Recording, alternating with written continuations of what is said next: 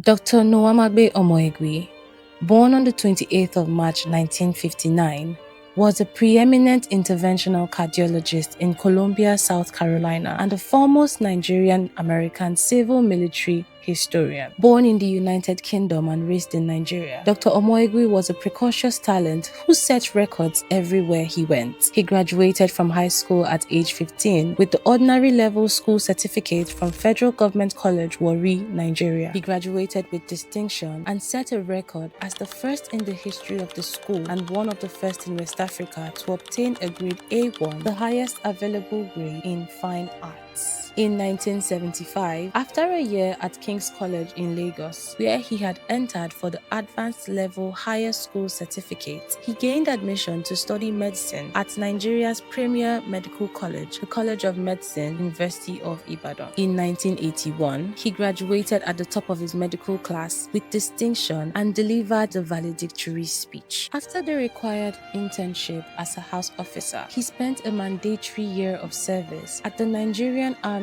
Brigade of Guards, where he set new records by coordinating a never-before-attempted air, sea, and land military disaster drill. In recognition of his contribution, he received a national award from the then President of Nigeria, Alhaji Shehu Shagari, in 1983. In the United States, he completed his postgraduate medicine residency at St. Mary's Hospital in Rochester, New York, and later served as chief resident at Cook County Hospital in Chicago. He obtained a master's degree in public health with a particular focus on health resource management and policy from the University of Illinois. He then completed a residency in cardiology at Stanford University and in interventional cardiology at the Cleveland Clinic, America's foremost heart center. He was awarded the Timothy Beckett Award in 1992 and the Hewlett-Packard Award in 1993, as well as awards of excellence as a postdoctoral fellow in cardiovascular disease. At the Cleveland Clinic, he set the record among clinical fellows for the highest number of abstracts submitted and presented as first author at a single national meeting, the American Heart Association, in 1994. He also published numerous research papers in many of the world's most prestigious medical journals. In 1994,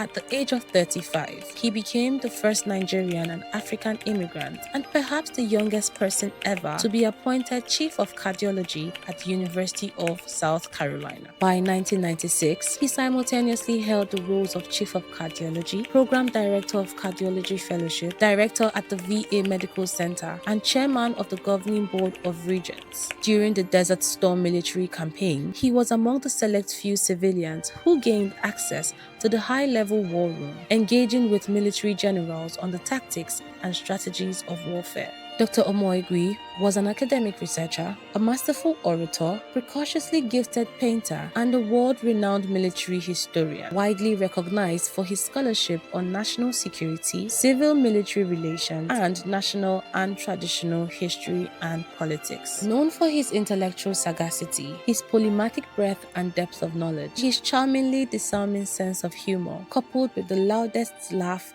this side of the Atlantic Ocean, Dr. Omoigui was a force of nature. Ever simple, yet beautifully complex, he combined the perspicacious erudition of a sage with the boundless curiosity and passion of a child. He had an encyclopedic brain and a beautiful heart. He was preceded in passing by his beloved mother, Mrs. Grace Onaiwu Omoigui, and his father, Mr. Daniel Ayanyu Omoigui, who died heartbroken on the 24th of November 2022, and is survived by his children, siblings, an extended family, and a circle of friends and colleagues whose lives he shaped immeasurably. He was sui generis, one of a kind, and just a genuinely great person. His wife, who stood alongside him throughout the arc of his remarkable life, passed away on Tuesday, 2nd of September 2025, after a period of brief illness. And may her gentle soul rest in peace. May his gentle soul continue to rest in peace.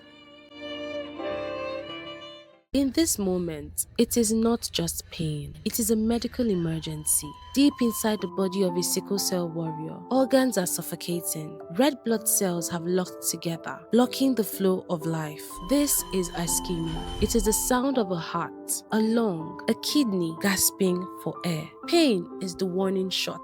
Dr. Nowa Omoigui's sickle cell discovery research shows that if high-flow medical oxygen is delivered 2 liters per minute, within the first golden hour of pain, ischemia can be reversed. Crisis can stop before it starts, and organs can be saved from permanent damage. The science is clear, the protocol is proven, but for thousands of warriors, the breath of life is out of reach. A medical oxygen cylinder is a luxury many cannot afford. For them, the golden hour passes in agony because they simply cannot afford the air they need to survive. Dagomore Foundation refuses to let poverty be a death sentence. In partnership with Sickle Cell Discovery to put a life-saving oxygen in every warrior's home, Dagomore Foundation provides the equipment, the training, and the support to ensure no warrior has to suffocate in silence. Your donation today puts a cylinder in a home. It buys a warrior their golden hour. It saves a heart. It stops the pain. Give the gift of breath. Give the gift of time. Donate to Dagomore Foundation today because every warrior deserves to breathe. To learn the protocol, visit sicklecelldiscovery.com. Distinguished guests, respected members of the Nowa Omoigui Advisory Board, esteemed speakers, ladies and gentlemen, good day, or good morning, good afternoon, good evening, depending on where you are from. My name is General Sarkinyaki Bello, the chairman of the Advisory Board of Nowa Center. And according to the program, I'm supposed to give an official remarks for this, our esteemed meeting. But I would like, before I do that, to give a very brief tribute to the man we are gathered here today to honor. That is a tribute to a dear friend, mentor, and intellectual giant, Dr. Nowa Omoigui, who passed away from us on the 18th of April, 2021. Dr. Nowa was a rare individual, a physician, historian, and public intellectual whose work spanned the intersections of arts, medicine, military history, governance, institutional development, and society. Nowa believed that understanding complex national challenges requires insights drawn from multiple disciplines, a principle he embedded throughout his life. Though he was a physician and I a military officer, his influence on my career was profound. Throughout my service in command, staff, instructional, and diplomatic roles, I consistently relied on his intellectual depth and clarity of thought to navigate some of the most difficult challenges I encountered in service. I benefited immensely from Nowa's deep understanding of military history and its relevance to contemporary issues, while he in turn valued the practical insights drawn from my command and field experiences. And believe me, I have a lot of field experiences. I commanded 3 successful operations, and you'll be shocked to hear the involvement of Nowa, though he was in America and I was in Nigeria, the daily conversations we had, and the contributions Nowa made to my successes. It was a relationship built on mutual respect, learning, and shared commitment to national development. Dr. Nowa's legacy lives on in the ideas he championed, the minds he shaped, and the lives he influenced. He'll be remembered not only for his brilliance, but for his enduring contribution to thought, service, and nationhood. May Nowa's soul rest in perfect peace. Amen. Now I go to my official opening statement. Dr. Nowa was a rare individual, a physician, historian, and public intellectual whose work spanned the intersections of arts, medicine, history, and governance, institutional development, and society. He firmly believed that understanding complex national challenges requires insights drawn from multiple disciplines, a principle he embodied throughout his life. Though he was a physician Oh, sorry, I was going over my other one. Let me just start. It is my great honor and privilege as chairman of the advisory board to warmly welcome you all to this important lecture themed Holding the Center, Families, Institutions, and Public Trust in an Age of Insecurity in Nigeria. This theme is both timely and deeply significant. Across our nation today, we are confronted with complex security challenges that test not only the strengths of our institutions, but also the resilience of our families and the confidence of our people. In times like this, it becomes necessary to reflect on what it truly means to hold the center. It is not merely about maintaining order, about preserving the very foundations that bind us together as a society: trust, unity, responsibility, and shared purpose. Families remain the first and most critical unit of stability. They shape values, nurture discipline, and build the moral compass of future generations. When families are strong, communities are stronger, and the nation stands on a firmer ground. At the same time, our institutions must continue to inspire confidence through accountability, professionalism, and service. Public trust is not given freely. It is earned through consistent actions. Asumpara. Transparency, and commitment to the common good. In discussing how we can truly hold the center in an age of insecurity, we must recognize that building resilience against terrorism and insecurity in Nigeria goes far beyond the battlefield. True resilience lies in the strength of our communities, the credibility of our institutions, and the unity of our people. When citizens trust those who govern them, they are more willing to cooperate, share intelligence, and stand together against threats. When families and communities are strong, they become the first line of defense against radicalization and division. We must also invest in our youth through education, opportunity, and mentorship, ensuring they are not vulnerable to extremist influence. Furthermore, timely and transparent communication is essential in preventing fear and misinformation from spreading, as terrorism and insecurity thrives on panic and uncertainty. As a nation, our goal must not only be to defeat terrorism and insecurity, but to deny it the ability to disrupt our social fabric. In doing so, we ensure that even in the face of insecurity, Nigeria remains united, resilient, and unshaken. For us here at the Nowa Center, this conversation is especially relevant. As partners in nation building, we play a unique role in supporting the leadership and institutions of our dear country with suggestions and recommendations, while also strengthening the social fabric that sustains peace and security. Today's discourse provides us with an opportunity to engage thoughtfully, to listen, to explore practical ways of reinforcing these vital pillars: families, institutions, and public trust, even in the face of uncertainty. I encourage us all to participate actively, reflect deeply, and carry forward the insights that will emerge from this discussion into our various spheres of influence. Let me once again warmly welcome you all and thank you for your presence.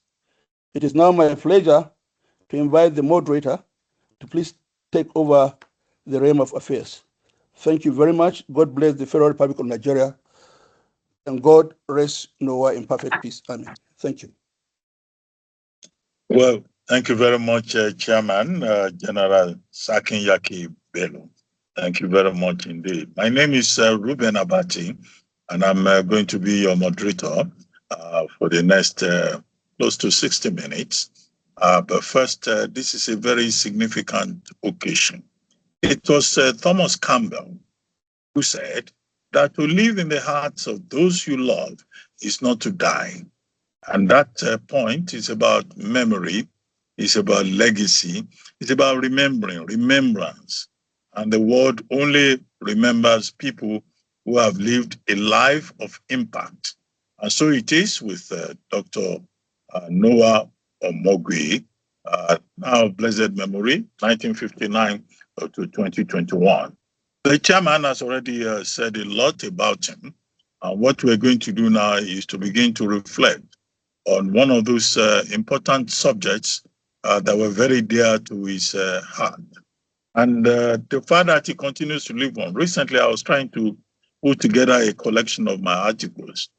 Some of the articles I found were from his engagement with Daudu.com and some of his writings that have been preserved everywhere on the internet. At a time when the social media was not used as an instrument of abuse and grandstanding, there was a platform for introspection, reflection, and enlightenment.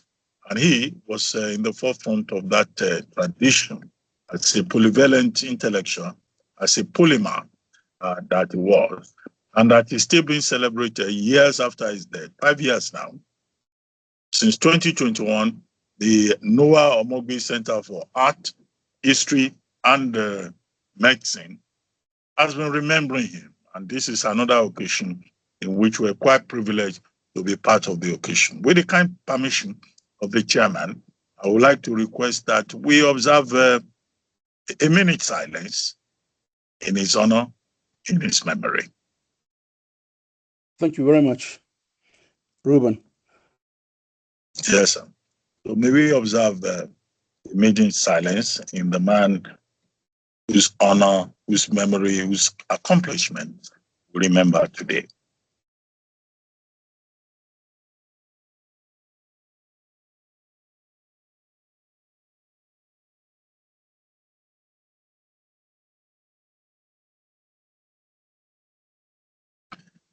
May the soul of the faithful departed, through the mercy of God, continue to rest in peace. Thank you very much, everyone. Thank you. Thank you. Amen. So, thank you. As the chairman pointed out, our theme today is holding the center, families, institutions, and public trust in an age of insecurity. There's no doubt, of course, that there is insecurity not just in Nigeria, as we know it, as we're experiencing it, as we're living it, as a reality, but also across the world. The most recent being the crisis in the Middle East, the US, Israel, Iran war. Further afield, you have the Israel-Gaza war, you have the Russian-Ukrainian war, and all of this has affected the balance of the world. Fuel prices have gone up. There's anxiety across the world. We have witnessed how the United Nations has been ineffectual.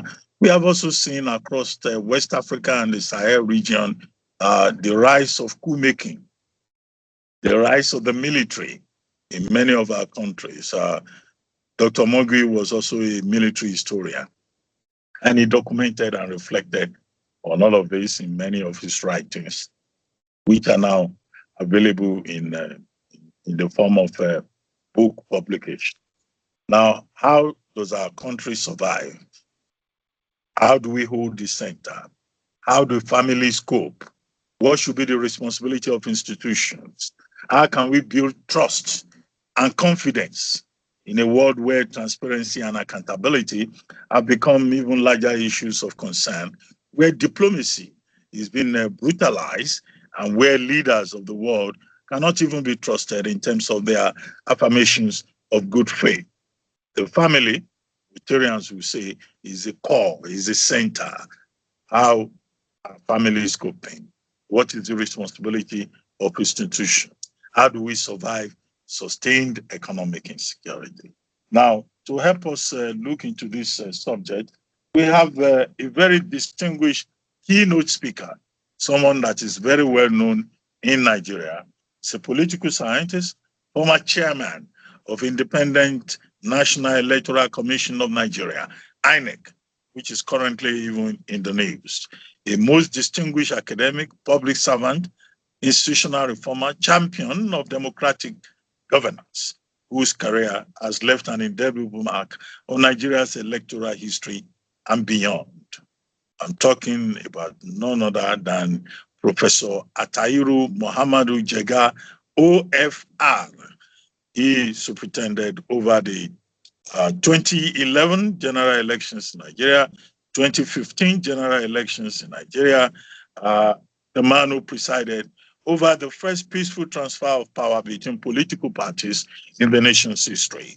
Former president of the Academic Staff Union of Universities, ASU, visiting fellow at the University of Oxford, recipient of 5 honorary doctorate degrees, a man whose influence spans academia, civil society, and international governance, a recipient of the National Honor of the Officer of the Federal Republic, winner of the ICPS Election Commissioner of the Year Award, special advisor to President Bola Ahmed Tinubu on livestock reforms in 2025, and Vice Chancellor before now of Bayero University, Kano, before he became INEC chairman. Ladies and gentlemen, I introduce to you our keynote speaker, Professor Jega, a formidable intellectual and institutional voice. Professor Jega, if you have joined us, you are welcome to the program. Please go ahead, sir.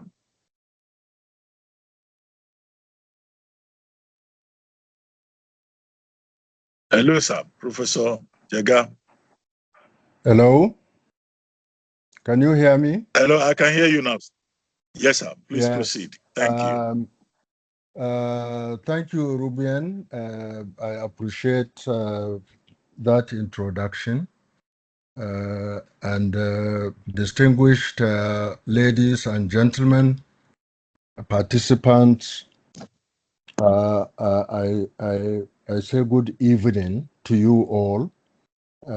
Although I know in some other places it may not be evening.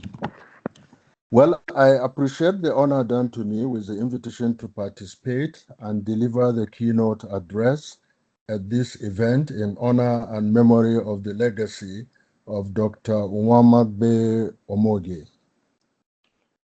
And I wasn't privileged to know him in person, but from what I read and also heard about him, I have no doubt that he was a distinguished Nigerian, a great intellectual who has done his best in his lifetime to address either in writing or practically some of the major challenges which bedevil our country. I commend the organizers for keeping his memory and legacy alive. I understand that this year's topic connotes the multidisciplinary nature of his contributions, not only to knowledge, but also to societal development during his lifetime. May the good Lord grant his soul eternal rest and continue to support and bless the commendable initiatives done in his honor. Now, the theme for discussion today is holding the center, family, institutions, and public trust in an age of insecurity. And I thought the starting point will be to identify what an institution is, the types of institutions in our society, how they interrelate, how they function, or whether they function at all, and how all this, whether they are function or dysfunction, relates to the question of security or insecurity. I think we can say that an institution is the operating system of society. It is a stable, organized system of rules, roles, and norms that a society sets up to handle essential functions that shape behavior. It is a society's standard solution to recurrent need. It guides how millions of people act without them having to renegotiate the rules every day. Institutions, no doubt, are the backbone of societal security. They are the main tools society uses to hold itself together. And the examples of major societal institutions, of course, are the family, which is identified as a major social institution. We have religion, we have education, we have economy, and we also have the state or government. In the modern context, obviously, in a modern nation state or a country, all these operate, and they operate in the context of satisfying the needs and the aspirations of citizens. Now, institutions create order, help to meet survival needs, they build social trust, they resolve conflicts without violence, and they absorb shocks during crisis. If they deliver and they work efficiently and effectively, people have less need to disrupt society. But when they fail, then insecurity thrives and grows. And what we see all over Nigeria today is a remarkable illustration of weakness and failure of institutions to meet societal needs and expectations. For example, if you take the family as an institution,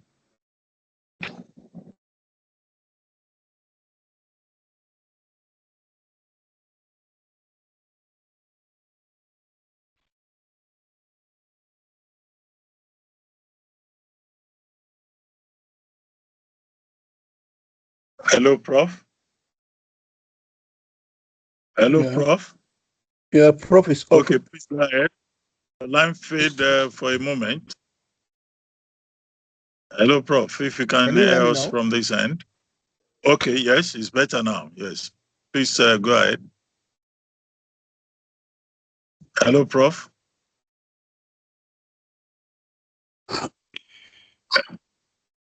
Hello. Hello, Prof. The last I heard from you was the weakness and failure of institutions.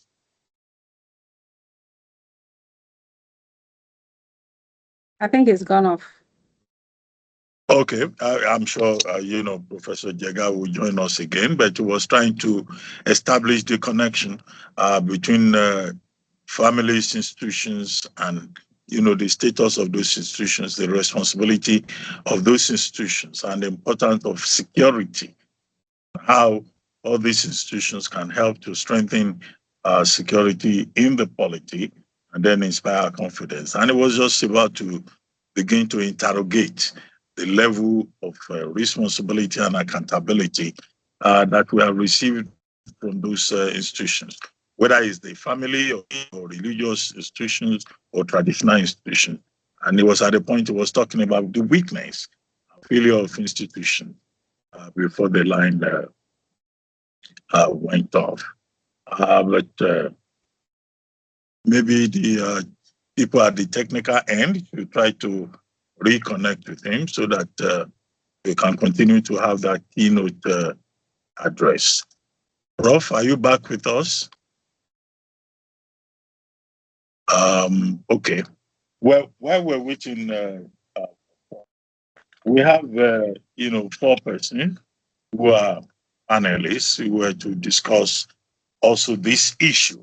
The whole idea was that they will respond to Professor Jega's submissions and also offer their own viewpoints within the 4 major frameworks that have been identified for the purpose of this interrogation.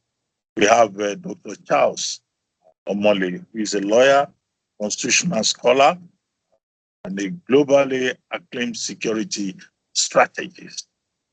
He has a lot to say about, national security governance and organizational leadership. He's a retired judge on the London circuit of the British judiciary, where he served in both the family court and crown court in London. One of the major issues in Nigeria in particular is a concern expressed by many in civil society about, the performance of judiciary, the legislature, other aspects of the state in terms of security sector reform in terms of ensuring justice and all of that. Well, Dr. Mali has a PhD in law. He's a prolific author of 30 books, many of which are compulsory reading for the police, military, and other agencies. We also have Dr. Utive Igbuso, who is a development strategist, public policy expert, and the founding executive director of Center LSD, African Center for Leadership Strategy and Development. He's a pharmacist by training. He holds 2 master's degrees in public administration and international relations, as well as a doctorate in public administration, specializing in policy analysis. He has about 53 academic publications, including books, security, leadership, institutional reform, and development strategy. And then we have Dr. Buluwaji Nobulu, who is an environment and public health expert. Dr. Nobulu, apart from health, sanitation, water, hygiene, what is called WASH, she's also a graduate of the School of Politics and Policy and Governance and a certified expert in public sector governance and leadership. Well, she I wears think Prof is back. Is I that think Prof is back. Prof back? Yeah. Oh, okay. Yes, I was just I'm very, very sorry. The thing just went off and I had to reconnect again. okay. So Thank you. if I may continue, I was making Yes, the you were point talking about the weak and failure about of what institutions. I think Prof can mute his video so that will also improve the quality. Okay. Okay. All right. Good idea. Let me do that. All right. Can you hear me now? Yes, sir. All right. So I'm very sorry about that. And I was making the point that institutions create order. They meet survival needs of citizens. They help build social trust. They help resolve conflicts without violence. And they also absorb shocks during crisis. But all this happens when they work well, when they work efficiently and effectively. But if they fail to deliver, then insecurity grows. Chaos often takes over, and stable development is disrupted. And of course, the citizens' needs and aspirations are hardly, if at all, met. And I was making the point that what we then see in Nigeria today is really not the effective and efficient operation of our institutions, whether at the level of the social institutions, which I have mentioned, or whether at the level of the state as an institution. And what we see is what I call remarkable weakness and failure of institutions to meet societal needs and expectations. And I began by mentioning how weak the family structures are. Within the family structures, what is evident is collapse of values and morality, which probably explains why we have many street children all over the place, increase in prostitution, collapse of marriages, rising spate of inter-household crisis, violence, and even murders. And I think a case in Abuja just a few days ago further illustrates this. When a son who is not yet of age wanted his mother to give him his own portion of the inheritance under Islamic law, and she said, "You are not of age, you can't be given all that money," and he ruthlessly murdered her, cut her into pieces, and threw her at the garbage can. And these kinds of things are happening all over. And it's a very, very serious problem because the family is the foundational structure of any modern nation state. But then we also have the weakness of the economy, and it is generally seen in the increased pauperization of citizens, in the acute poverty, in youth unemployment, and of course, in the utilization of all sorts of methods of coping and survival, which of course increase the rise and growth of criminal enterprises. And there are many of them, as we can all testify, from the Yahoo boys who use their intelligence negatively and criminally, to the bandits who are very crude, but who actually bring a lot of violence and disruptions in our communities. But I think a major contributing factor is the weakness of government and the state itself, because we are seeing evidence of abuse of the rule of law by those who are supposed to protect citizens and ensure that the rule of law operates. We are also seeing the personalization of state resources, rising kidnapping, jungle justice, ethnic militias, kidnappings, and so on. And I think in this regard, even more significantly, we are then beginning to see increased public distrust in the state or the government as a provider of goods and services and as a guarantor of law and order and the protector of lives and properties of citizens. Increasingly, citizens distrust the state, resort to self-help in all its ramifications, of course, with all the attendant negative consequences. So when formal institutions become weak or they fail, people create alternative institutions in court, institutions in court. We have the area boys, you have the cult groups, you have the vigilantes, you have the militant groups. All of these, in their own ways, have their own version of order, of justice, or income that the state, family, society, and the economy isn't providing. And of course, this adds to the disruption in terms of governance, in terms of meeting the needs and aspirations of citizens, and in terms of increasing insecurity with the incapacity of the state to secure citizens in terms of their lives and properties, as well as meet their fundamental basic needs. So my postulations are that clearly there is a linkage between how good institutions are and how secure a society becomes, and how weak institutions are and how insecure society becomes.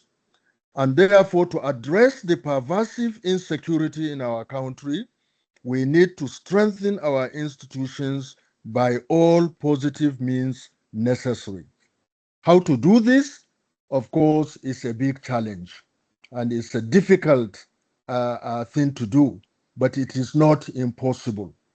I believe the major catalyst for addressing these challenges has to do with how we are able, in particular, to strengthen the governance model in our country. Our governance model is under what is, and which we have chosen, is under what is called the liberal democratic framework. And we all know that under this liberal democratic framework, we need to ensure that those that are entrusted to lead governmental institutions and to provide for the security of citizens' needs and to also ensure law and order and the protection of citizens through governance is predicated on electing good people into governance.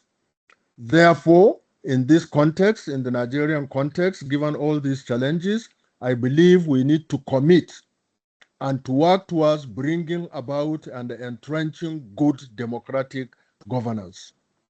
And in this regard, we also need to work towards having elections with integrity, because it is only elections with integrity which would enable the bringing forth to democratic governance competent, selfless, elected, responsive, and responsible leaders that would work towards satisfying the needs and the aspirations of Nigerian citizens and addressing insecurity and providing security and a stable development of our country. As I have said, these are difficult challenges, but they are challenges that are not insurmountable. The major issue is getting the right kind of people in governance that would be able to use the governance framework and the governance institutions to bring stability, to bring order, and to also contribute to addressing the challenges which bedevil other social institutions in the nation. And to my mind, the best way to do this, because the role of the state or governance is key in addressing the malaise or the challenges associated with all the other institutions. And to do this, we have to ensure that we focus on good democratic governance. And to focus on good democratic governance, we have to bring about the integrity that is necessary for our elections.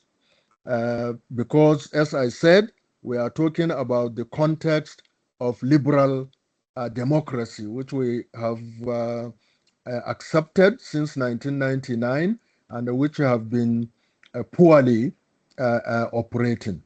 So I want to stop here.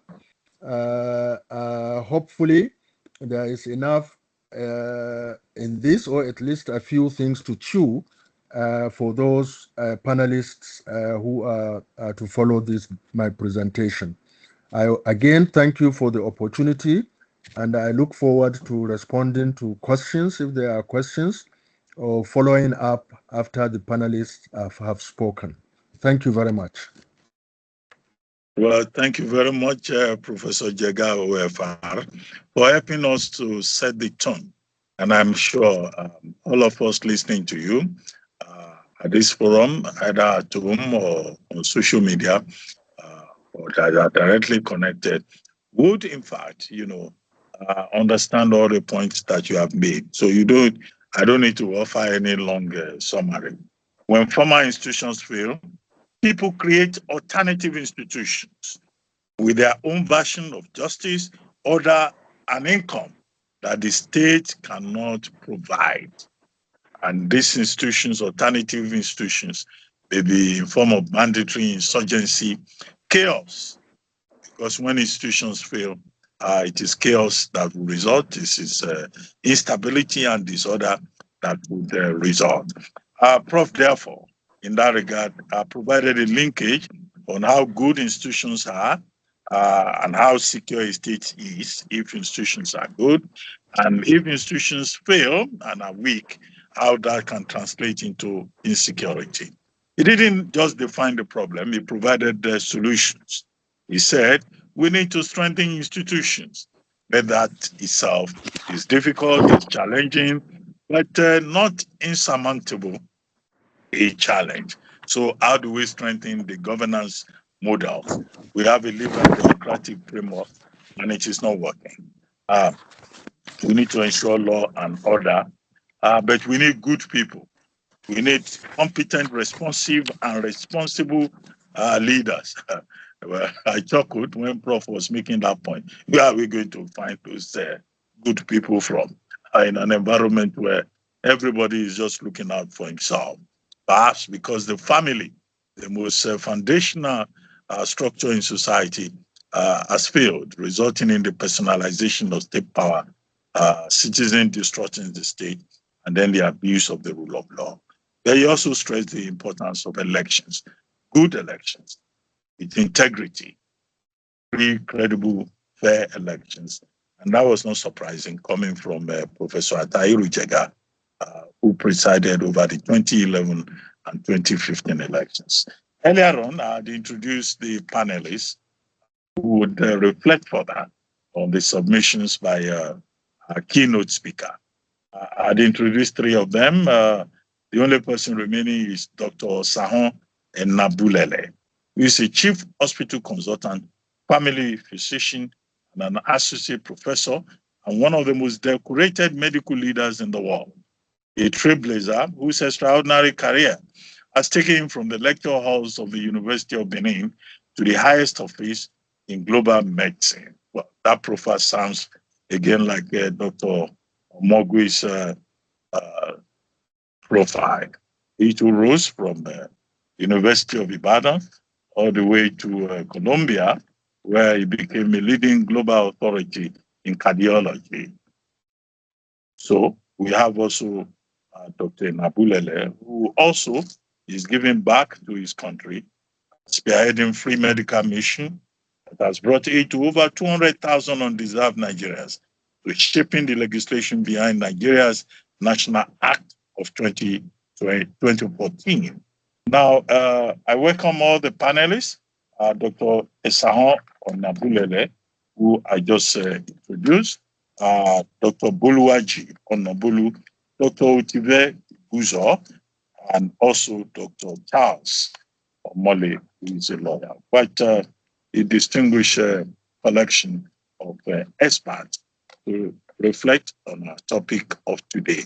Well, I don't know whether I should call someone to start, or maybe someone would like to indicate interest in being the first person to speak. But this is how we will go.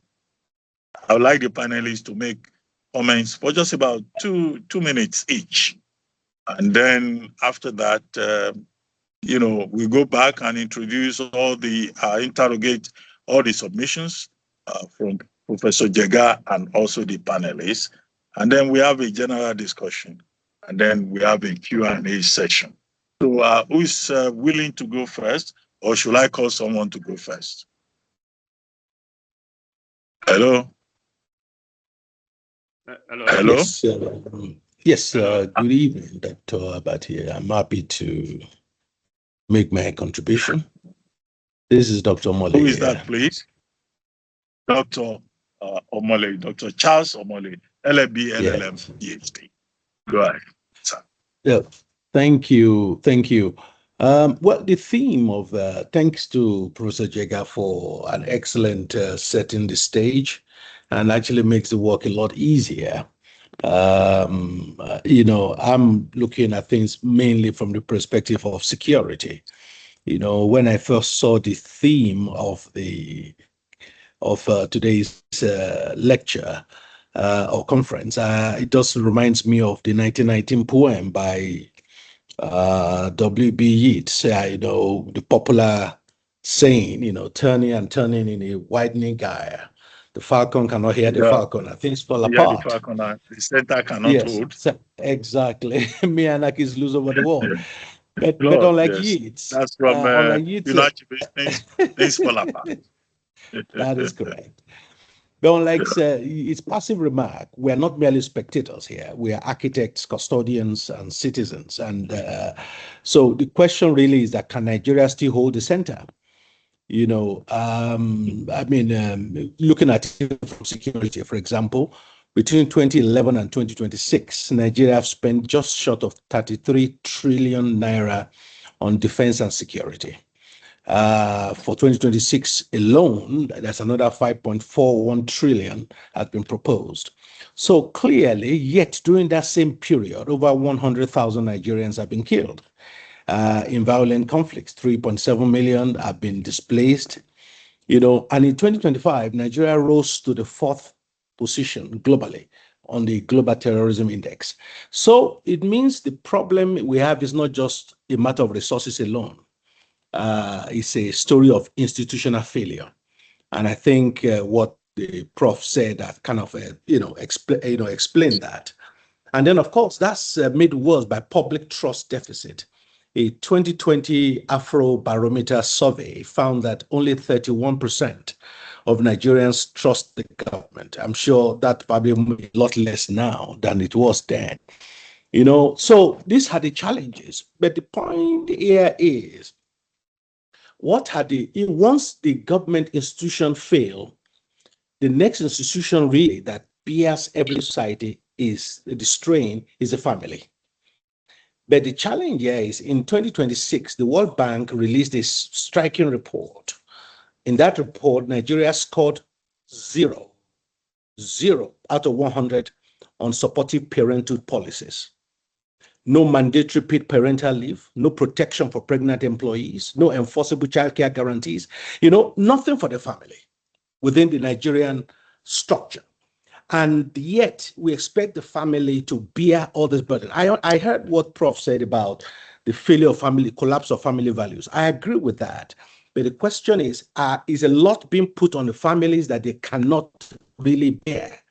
So if the families are not doing well of holding the center, who will hold it?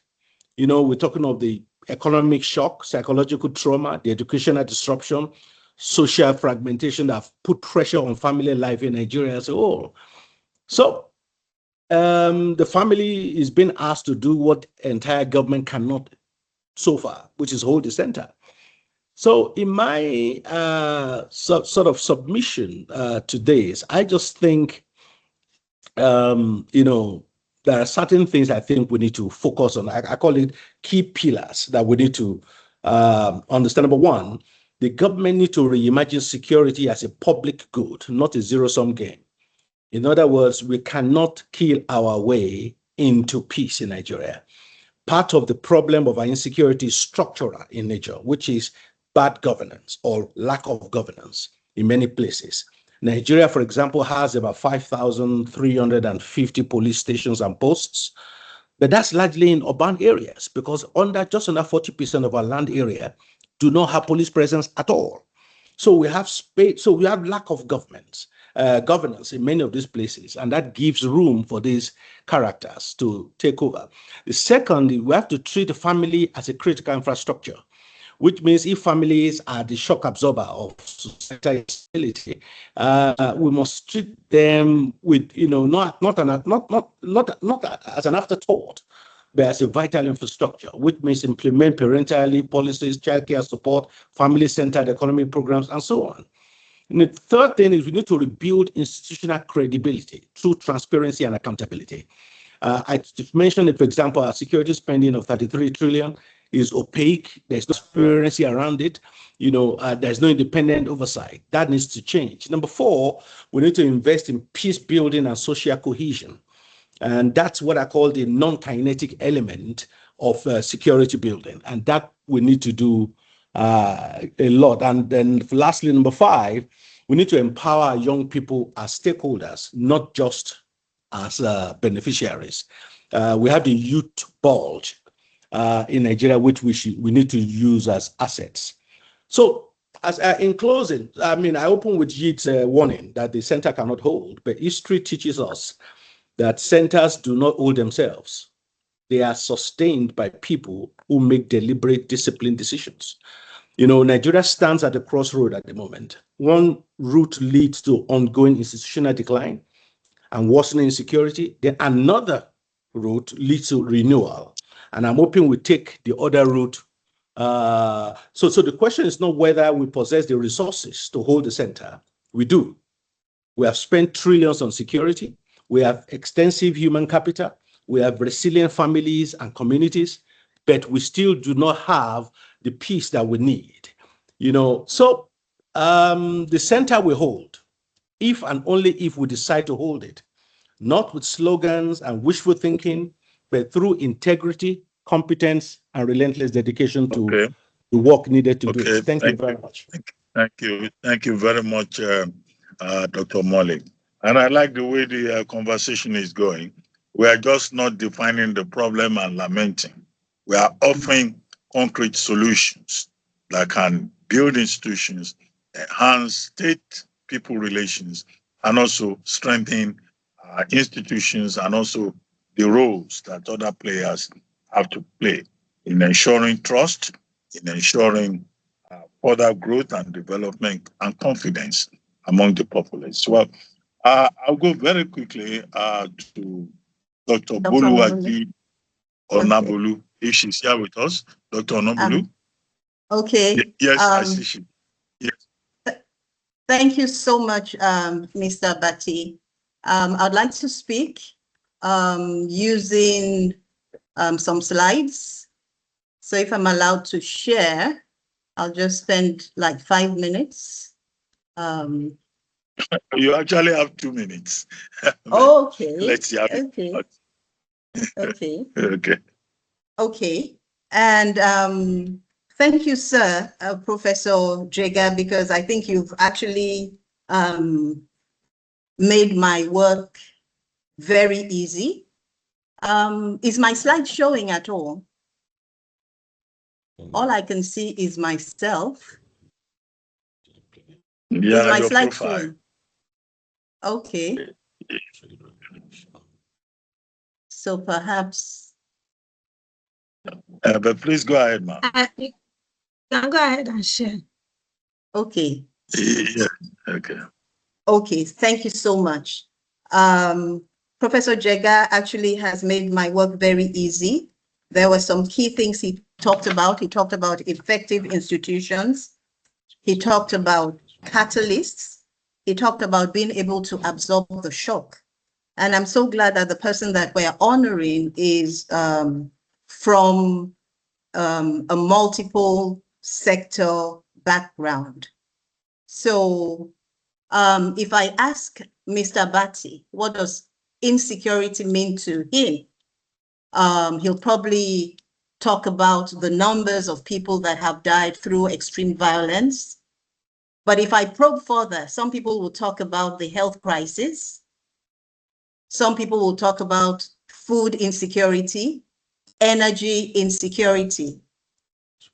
And those people are bringing us into the context of human security, which is a concept introduced by the UNDP in 1994.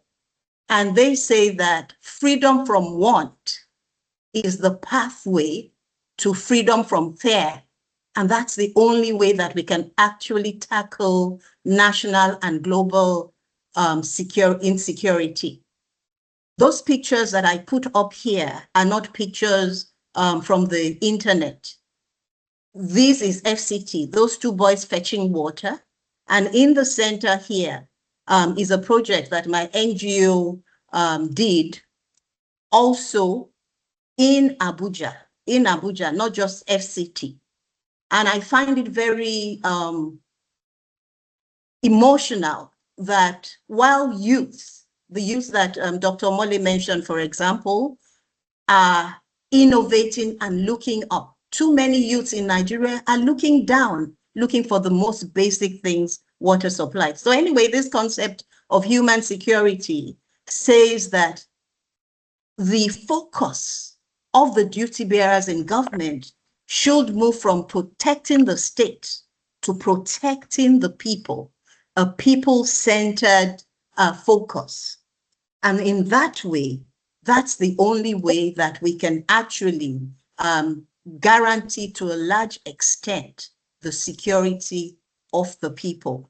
I won't go through all of the slides, but there is a missing link, which most of the time is not mentioned when we talk about security. Even when we talk about human security, all the components of it, there's the environmental security, which is water supply, sanitation, and hygiene, which is the sector that I use as an entry point into everything, really. And I compared using data from UNICEF and from the World Bank, various indices of human security. If we look at physical health and water supply, if we look at food security and water supply, if we look at energy security, which we all know is an issue in Nigeria, if we look at security itself, in terms of physical security, looking at this data from the Institute for Economics and Peace, there's a trend that the higher, the lower your access to water supply and sanitation, the lower you are in terms of these indices of human development. The higher your maternal mortality, the higher the number of children that are out of school, the higher your energy poverty. So it is no surprise, if you look at this particular slide, that the United Nations General Assembly in 2010 said that adequate access to water supply and sanitation is actually that human right that is essential to live well and realize all the other aspects of security. So basically, I'm making bold, backed by the UN, backed by various studies, that water security is actually essential for human security, including physical security. So we often hear, and even our moderator mentioned today, we often hear that the next wars will be fought over water. It's happening right now. The war in Iran, the closure of the Strait of Hormuz, is actually, in a way, a war relating water to energy. If those water resources were not managed well and hyacinth has grown all over it, those ships would not even be able to navigate. In terms of energy, for example, in Nigeria, we have over 300 dams. However, in terms of when we relate the capacity of energy that we can produce and what we're actually producing, because of sedimentation as one of the issues, we also have energy poverty. So in terms of the way forward, we need to recognize as a country that water supply, sanitation and hygiene, and proper management of our water resources is the first entry to stabilizing the family in terms of education, in terms of health, in terms of energy provision, and any other growth issue that one can think of. However, in terms of our current statistics for water, it will be interesting for you to know that just 16 out of the 36 states, and then we include FCT, have fully functional water utilities. We're now talking about the institutions.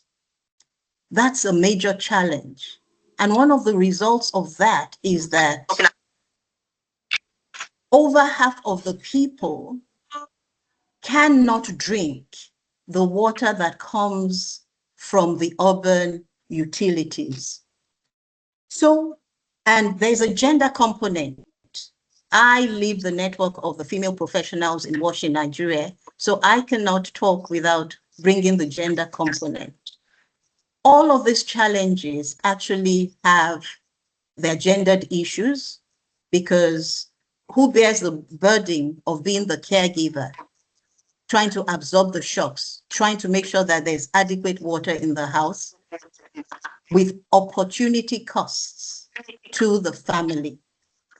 It's the woman.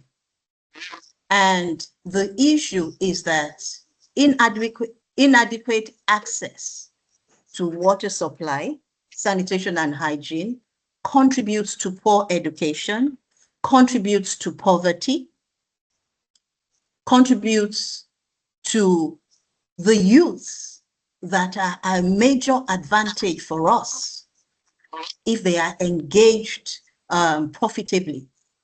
It makes them more susceptible to being groomed and recruited into violent crimes. So in terms of way forward, I would propose three main things. Firstly, we need to see, not just as the wash sector, we need to see that wash is not just a social amenity. It is a socio-economic need. And if we finance it properly, the returns to the economy will translate in all those areas that I have talked about. An example of this is the issue of sanitation economy. If you look on my screen, you see that little boy sitting on a dustbin. To you, it's like a dustbin, and at the bottom there, it's an abattoir, you know, with the fecal waste. However, to those of us in the sanitation sector, we call it the sanitation economy, and it has been worked out that between 2025 and 2030, the sanitation economy can add about 26 billion naira to the economy of the country if scaled up.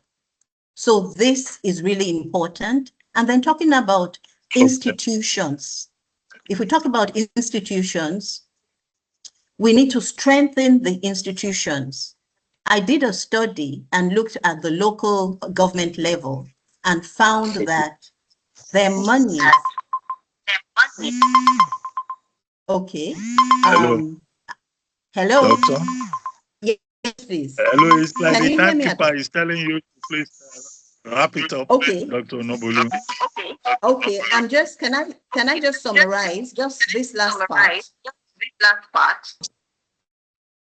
Because I cannot speak without speaking about the politics of it. The issue of the political economy. It is important that citizens ensure that in the manifesto of the political parties, the issue of WASH, which is a catalyst, is actually included and tracked. Thank you. I'll stop for there now. Okay. Thank you. Thank you very much, Dr. Nobulu. Well, you know, you have helped to further enrich the conversation by saying that security should not be conceived of in terms of just physical security. There's human security, there's energy security, there's water security. And your point about water security could not have been more topical.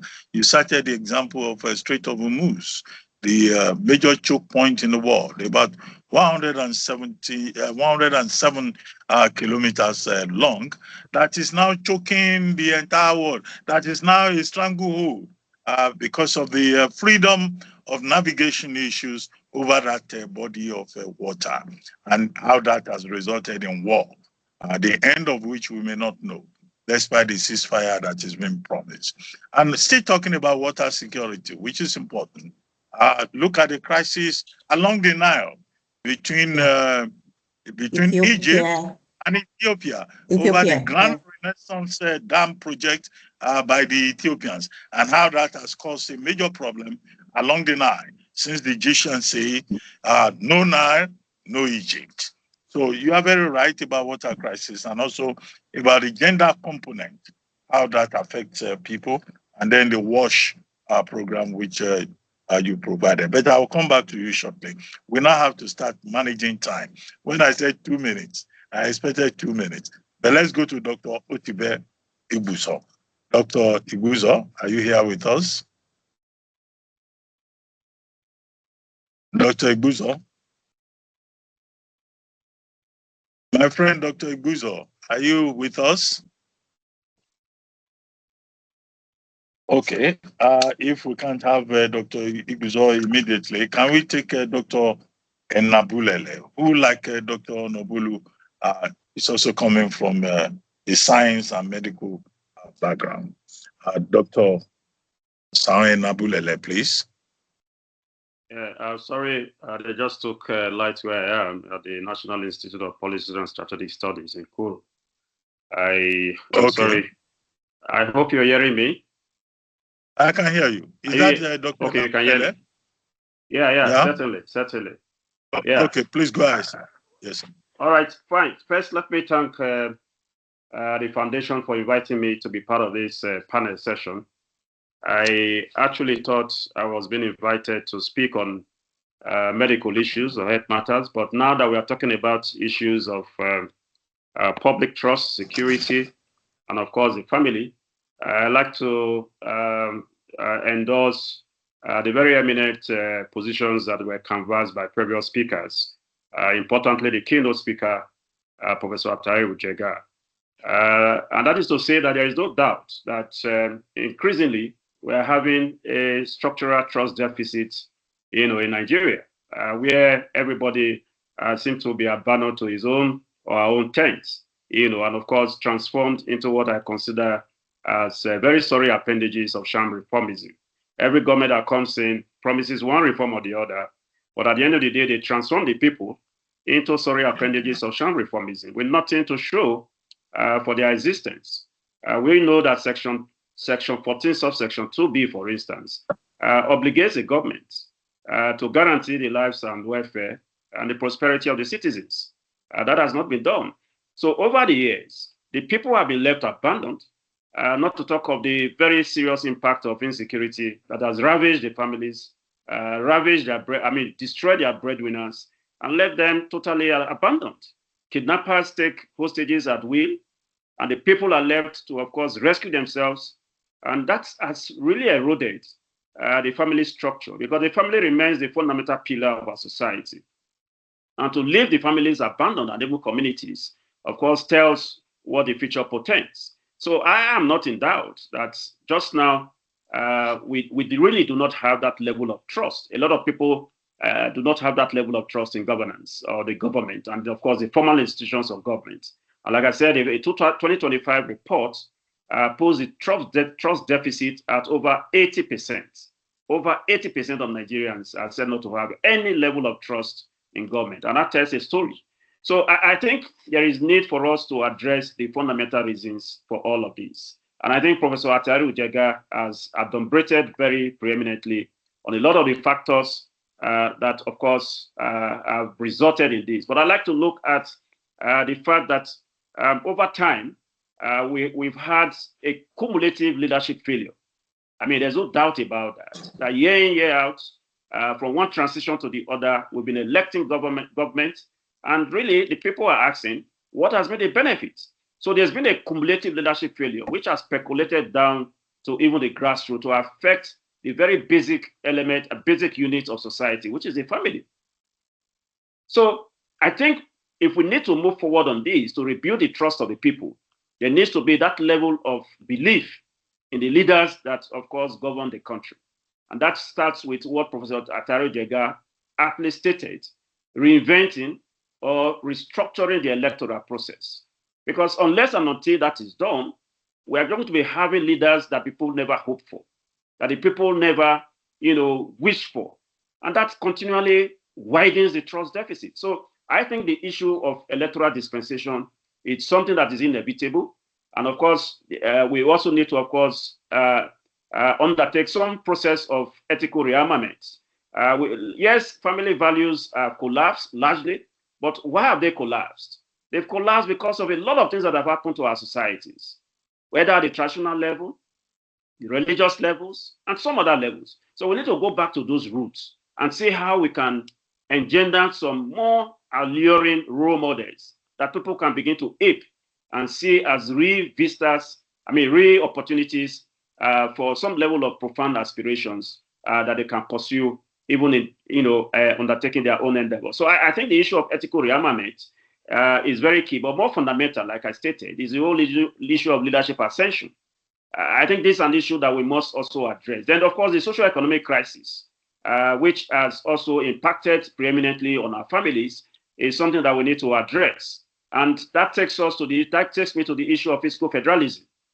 which I think is a matter that needs to be addressed to, of course, ensure that the issue of social justice, economic justice in our country is appropriately addressed in a way that, of course, devolves responsibilities and resources to the subnationals, perhaps with the hope that that, of course, will percolate to the citizens at those levels of government in terms of the subnational government.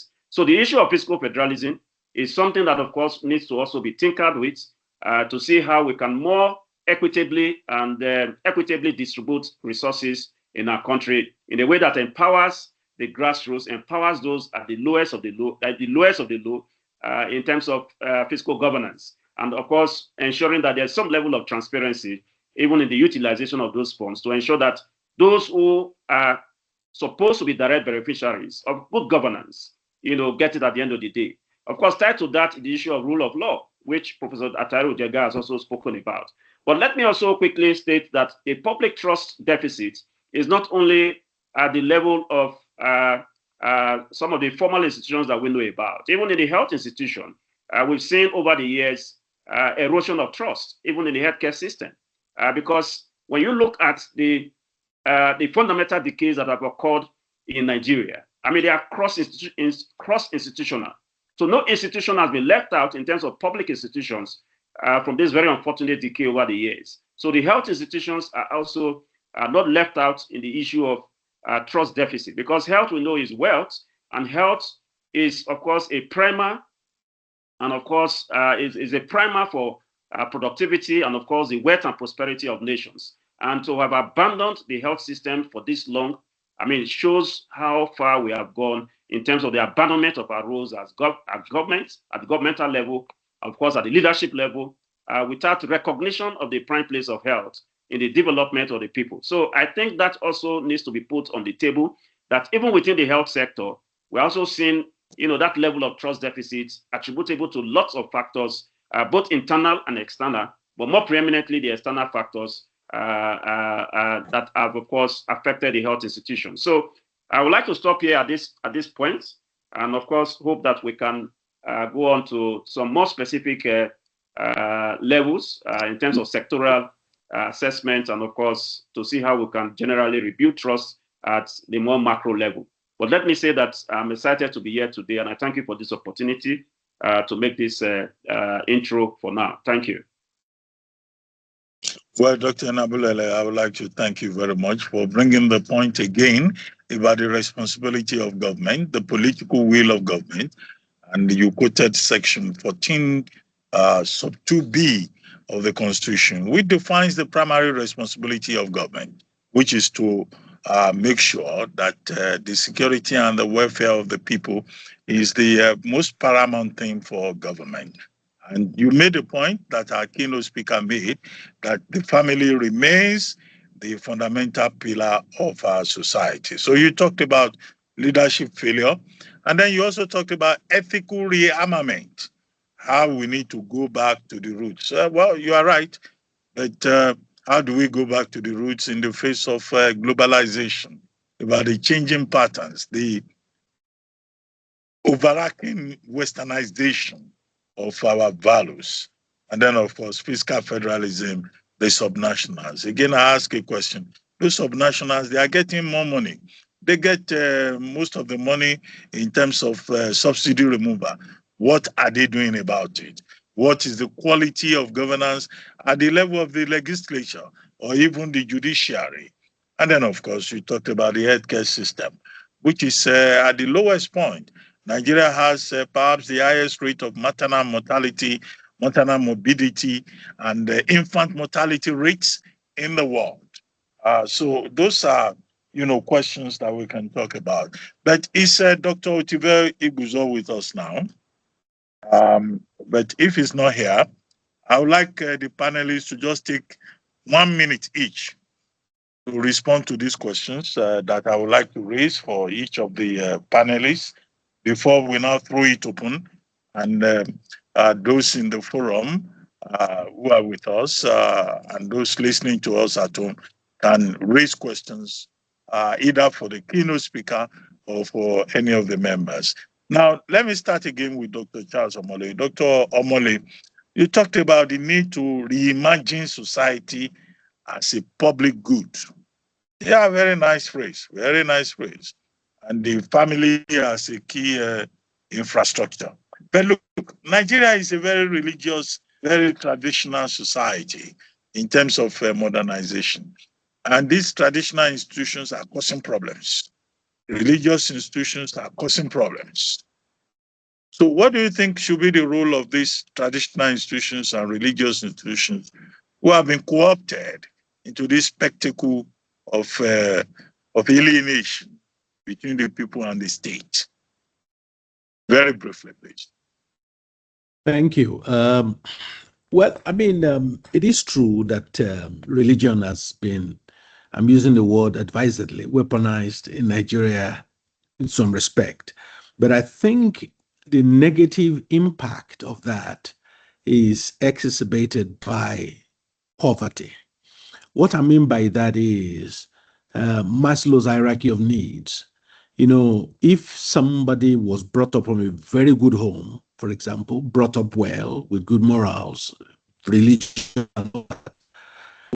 and then you are struggling to eat after 2 days, necessity might make you do things religiously or morally you would not want to do because of the way things are. So that back to the issue of institutions. So what I mean by that is people are more susceptible by religious or other means or traditional means if there is gaping hole in the in the provisions by government.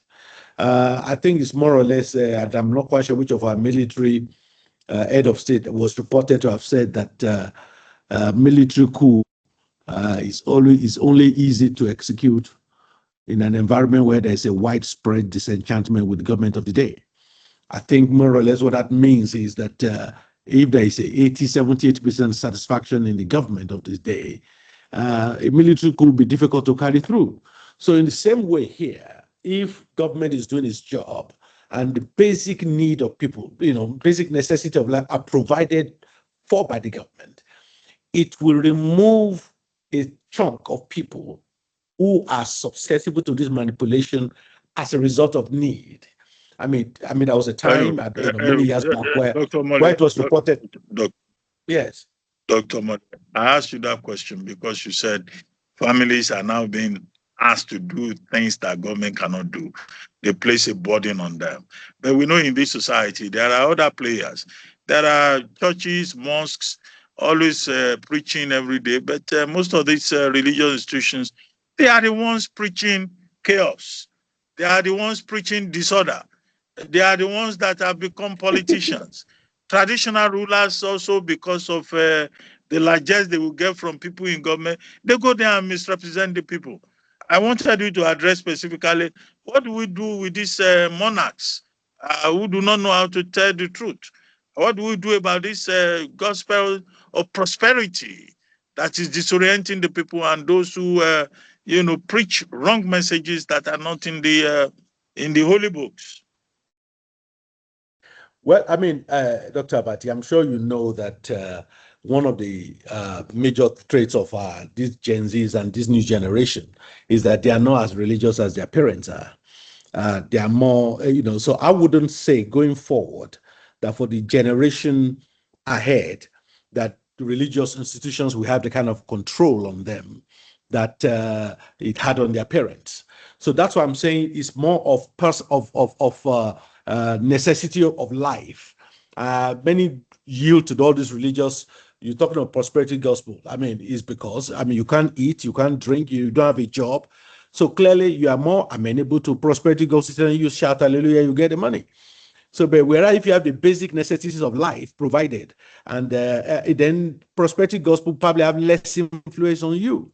So one thing is linked to the other, is what I'm saying. So that's my state on that.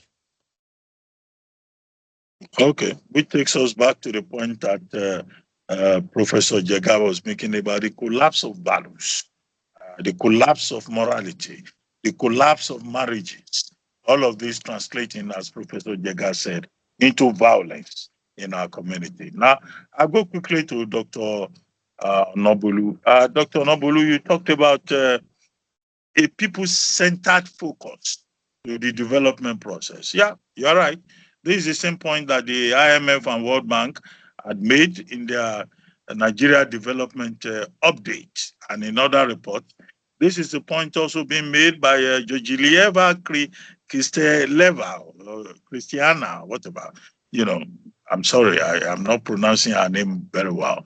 At the IMF World Bank spring meetings that just ended today, about social investment in the people of Nigeria.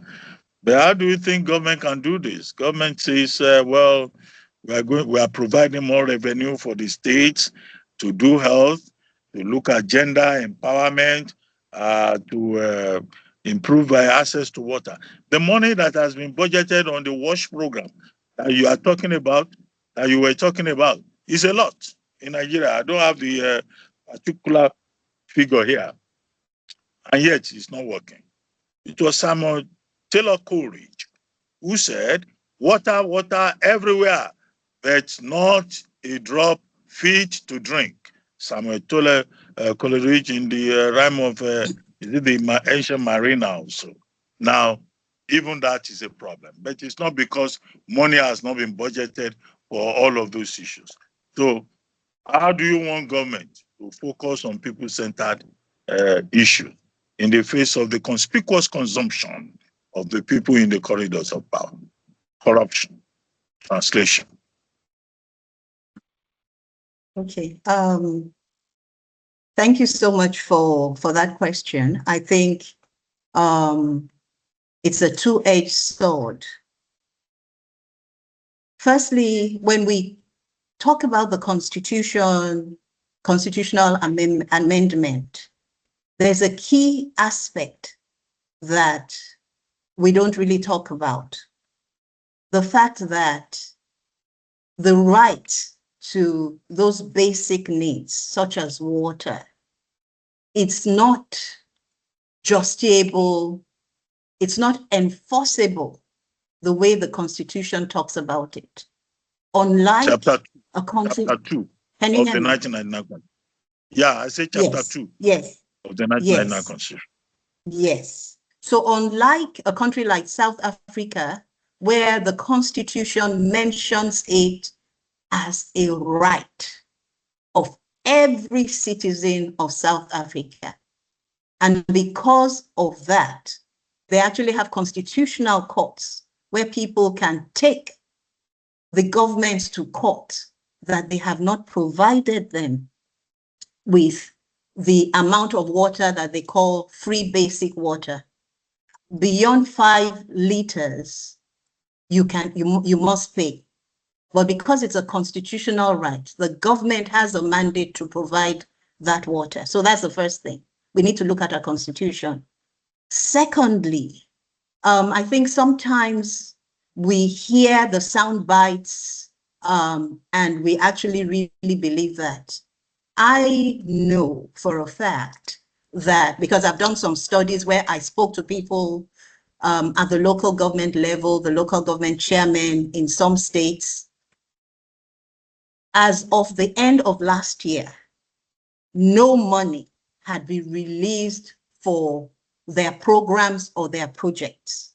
And I believe it's the same actually for the agencies that are responsible for implementing the programs. So a number of those institutions are dependent on bodies like UNICEF, on foundations, on to do their work. So that's one aspect. And then the other aspect is the issue of corruption. It's there. Even the little that is released, does it go to where it goes to? It should go to. So we need to be bold and take the steps of integrating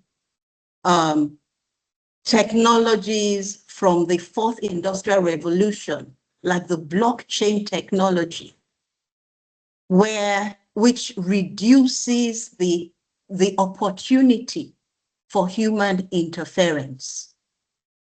So, for example, the World Bank, the IMF, they give loans, but none of them has actually implemented a mechanism to track where the money goes in terms of the wash sector. So implementing people-centered approaches, firstly, the Constitution, we need to look at the Constitution, we need to look at the political manifestos, and then ensure that we have a mechanism to ensure that the money is not only budgeted. Everybody in the development sector, they know that it's one thing for the money to be budgeted and approved. It's another thing for it to be released. Okay. Let's bring on Thank you. AI to track and to report. Thank you. Thank you, Dr. Enabulele. Dr. Onobulu.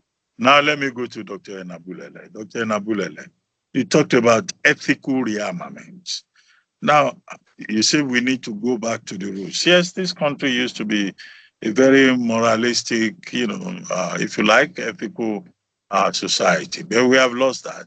So how do you return to the roots in the age of globalization, where the crisis of ethics and morality that we have in Africa, it's not just because our people have changed.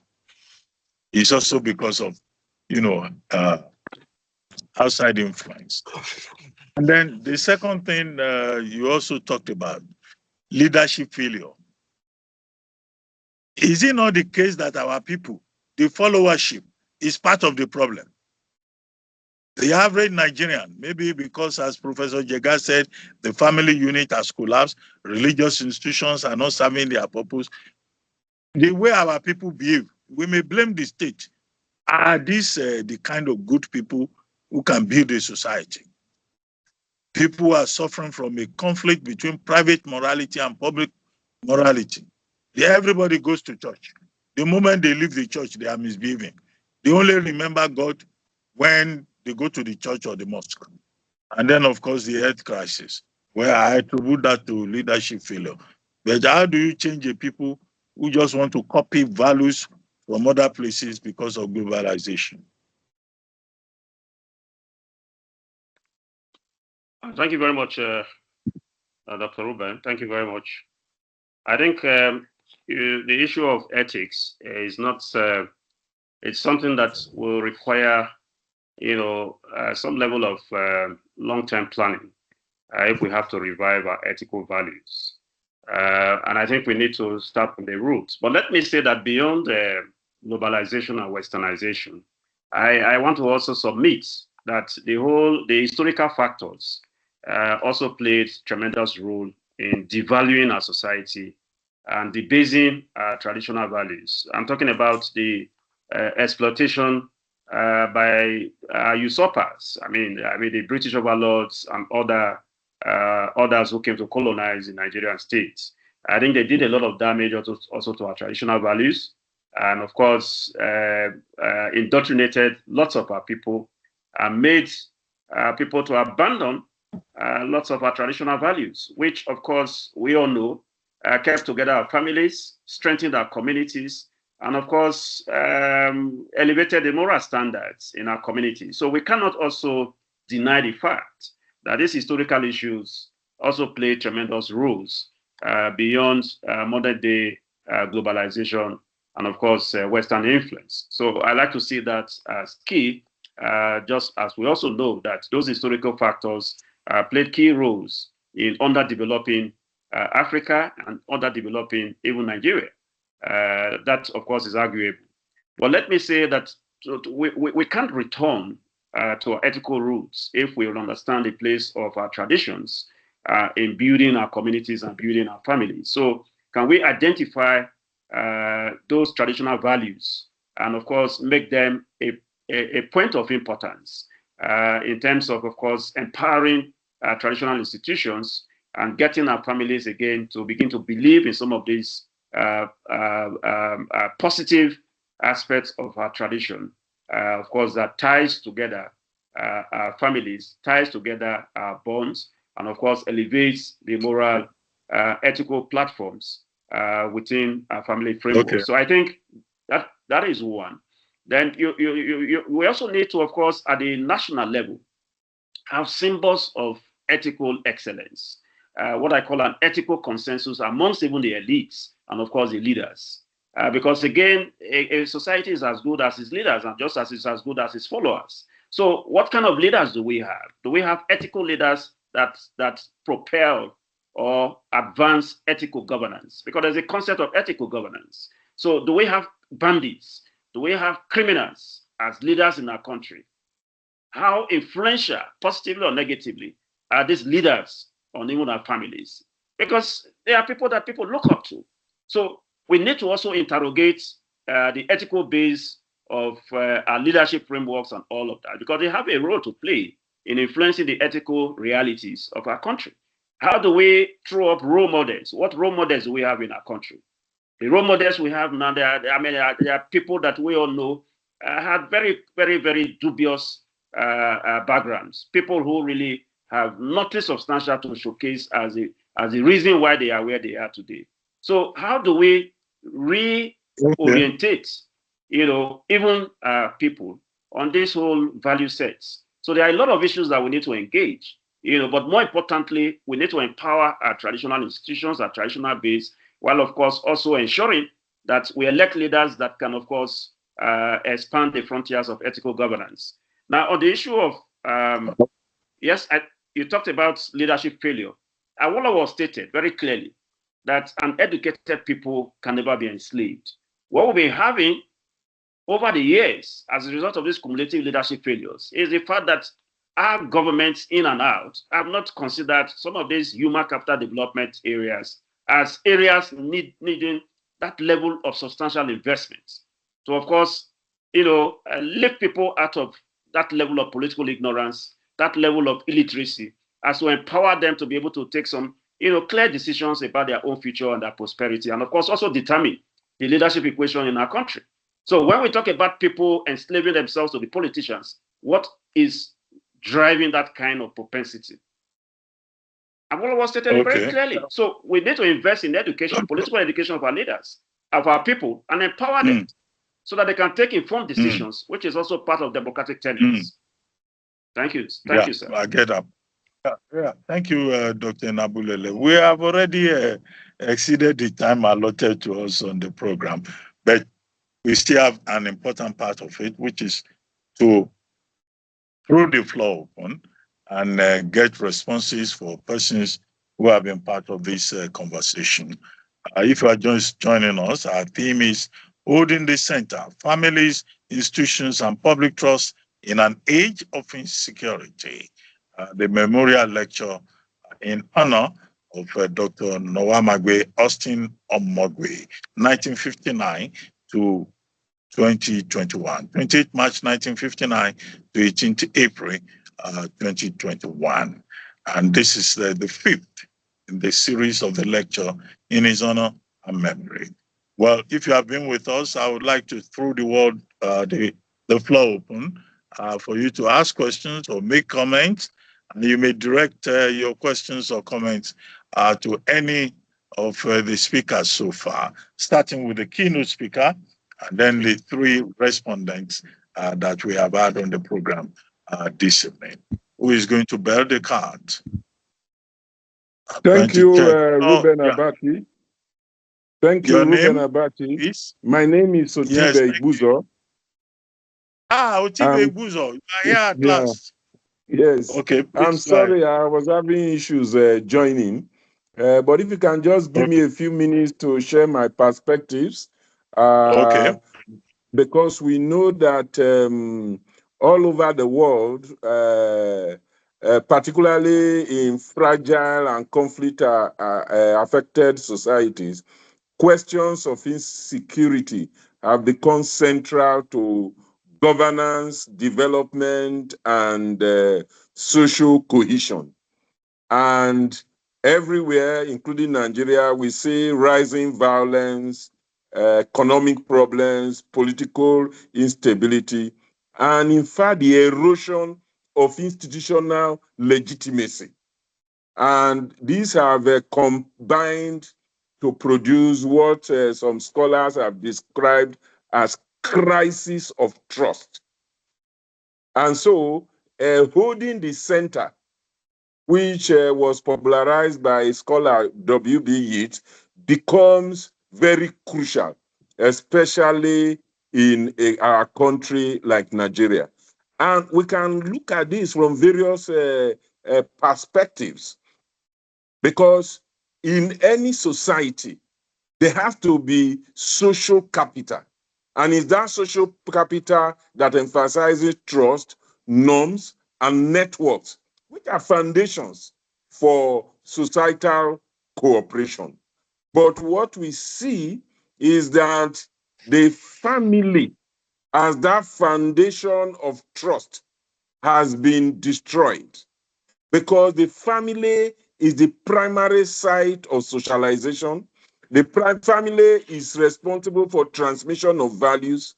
The family is the foundation for formation of social trust, and families shape security culture, because the norms and attitudes that determine how individuals perceive and respond to risk are formulated within the family. But what we are seeing is that there is family instability and crisis of public trust. So there's erosion of family structures, and this has serious impact on both children and young people. And what we see is that the low state effectiveness, is the primary driver of low social trust. And so it's not by accident that we now see a lot of insecurity, governance failure, and the fact that in our society today, I made that argument in one point, that we see every government from PDP to APC and different regimes, different presidents, when they want to give promises, it's the same thing. Issues of insecurity, issues of quality of education, issues of health, issues of employment. But why is it that they cannot deliver? One of the serious challenges is erosion of values, which starts from the family. In the past, I remember very clearly when we were younger, a young man, when you are even starting dating, you will be hiding it. But today, they advertise it on social media, things that are repugnant, things that, show social degeneration are all advertised. And I think that the way forward, because I know, like Ruben said, the time has gone far. I think that there are two key things in terms of the way forward: rebuilding families and reforming institutions. If we don't rebuild families, focus on values, deal with corruption, even the questions of insecurity, and the way that government is able to deal with insecurity will continue with us for a very long time. That is my short intervention, given the time constraint. Well, thank you very much, Dr. Guzo. Dr. Guzo said he was having issues connecting with us, but eventually when he did, he just again showed us that, the conversation along the lines it was traveling was in the good direction. And he made the point that about the erosion of institutional legitimacy resulting in a crisis of trust. That's a very topical issue. If you look at the conflict between the opposition political parties and the ruling party, and also the electoral umpire, that more or less summarizes what we're dealing with. And he also asked the question, why is it that our leaders cannot deliver? The family has failed. Social degeneration is the order of the day. Values have been eroded. The issues that we identified earlier. And it's good to have a scholar like Dr. Iguzo also reaffirming those same points. Professor Jega, before you came, had in fact said, it's the weakness and failure of institutions that is at the root of the crisis that we face on all fronts. I'll now, keep the floor open. I see that we have Mr. Suleiman Ndanusa on the line, Madam Salamatu Suleiman, and we have H. What I see here is H. So who will go first? Very quickly, please keep it brief. We are already overstaying the welcome for our segment. Thank you very much, Dr. Abati. My name is Dr. Suleiman Danusa. I'd like to congratulate the organizers of this very important conversation. And I also like to commend the very eminent speakers.